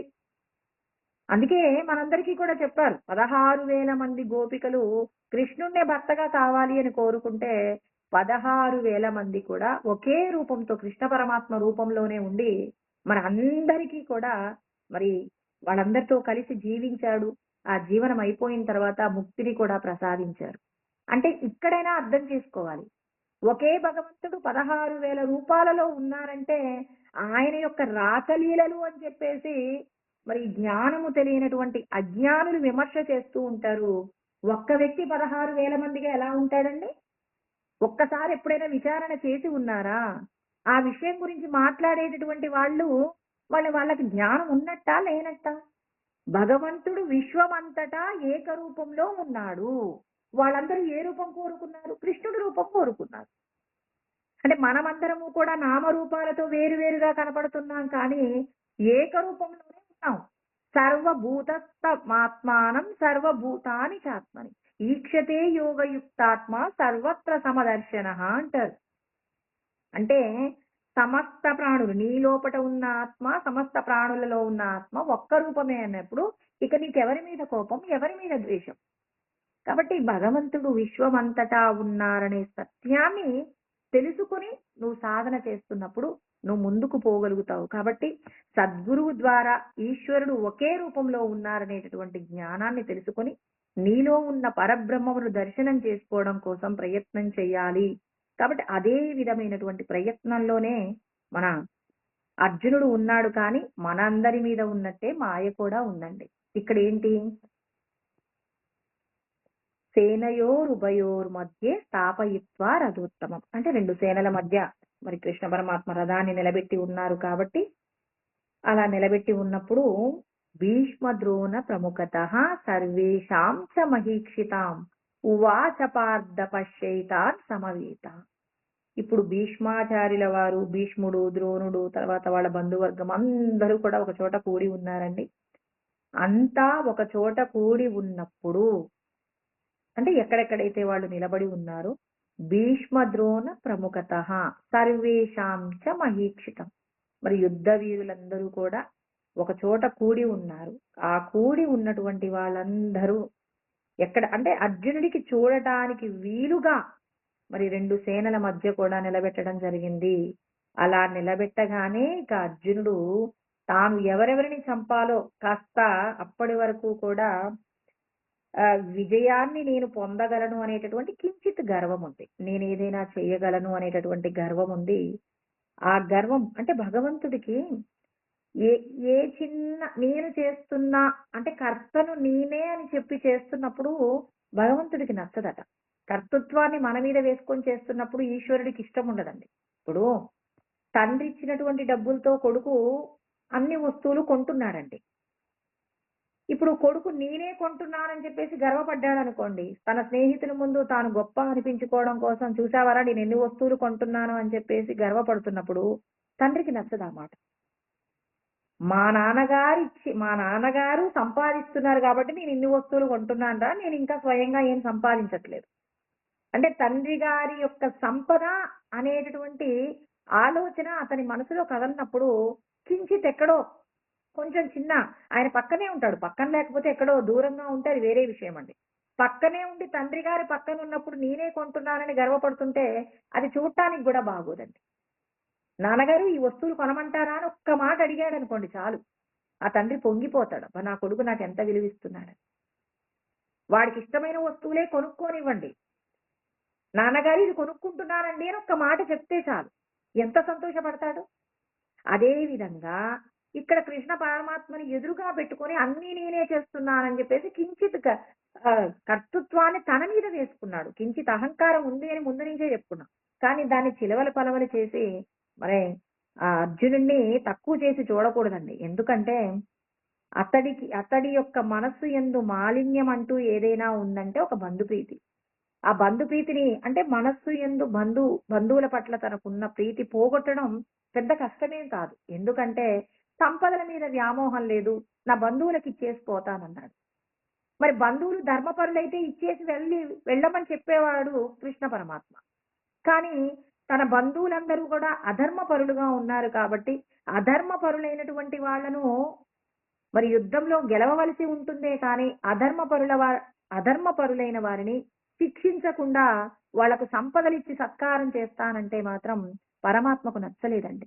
అంటే బంధు ప్రీతిని ఆయన ఏమీ కాదనలేదు. బంధు ప్రీతి వద్దంటే ఆయనే కదండి మీరు శుభకార్యాలు అశుభ కార్యాలయందు మీరందరూ మీ బంధువులతో కలిసి సంతోషంగా జీవించండి అని మనందరికీ ఎందుకండి ఇంతమంది బంధువుల్ని ఇచ్చాడు, స్నేహితుల్ని ఇచ్చాడు. అందరితో కలిసి సంతోషంగా ఉండమంటున్నారు. సంతోషంగా ఉంటూ ధర్మంగా జీవించమంటున్నారు. ధర్మాన్ని విడిచిపెట్టి అధర్మంతో కూడినటువంటి వారికి ఉపకారం చేస్తారంటే మాత్రం పరమాత్మ సహించరండి. ఇక్కడ చెప్పేటటువంటి సత్యం. అందుకే ఇక్కడ అర్జునుడు కించిత్ గర్వం. నేను చేస్తున్నాను, నేను చంపగలను అన్నారు. సరే నీ వాళ్ళని నువ్వు చంపు చూద్దామని చెప్పేసి ఒక్కసారి వాళ్ళు ఎవరెవరిని చంపాలో వాళ్ళందరినీ కూడా ఎదురుగా నిల్చోబెట్టారు. అలా నిల్చోబెట్టగానే అప్పటి వరకు అర్జునుడికి ఉన్నటువంటి ఆవేశమంతా నీరు కారిపోయిందండి. తన యొక్క మనస్సు శోకంలో మునిగిపోబోతుంది. ఎవరెవరిని చూస్తున్నాడు మరి వాళ్ళందరినీ చూసి అర్జునుడికి కలిగినటువంటి విషాదము, ఆ విషాదంలో తాను మాట్లాడబోయేటటువంటి మాటలు, వీటన్నింటి గురించి మళ్ళీ మనం రేపు తెలుసుకుందామండి. ఓం సహనావతు సహనౌ భునస్తు సహ వీర్యం కరవావహై తేజస్వినావధీతమస్తు మా విద్విషావహై. ఓం శాంతి శాంతి శాంతి. ఓం ఆప్యాయంతు మమాంగాని వాక్ ప్రాణచిక్షుః శ్రోత్రమతో బలమింద్రియాణి చ సర్వాణి సర్వం బ్రహ్మోపనిషదం మా అహం బ్రహ్మ నిరాకుర్యాం మా బ్రహ్మ నిరాకరణోద నిరాకరణమస్వ నిరాకరణం మే అస్తు తదాత్మని నిరతేయా ఉపనిషత్సు ధర్మాస్తే మయి సంతు. ఓం శాంతి శాంతి శాంతి.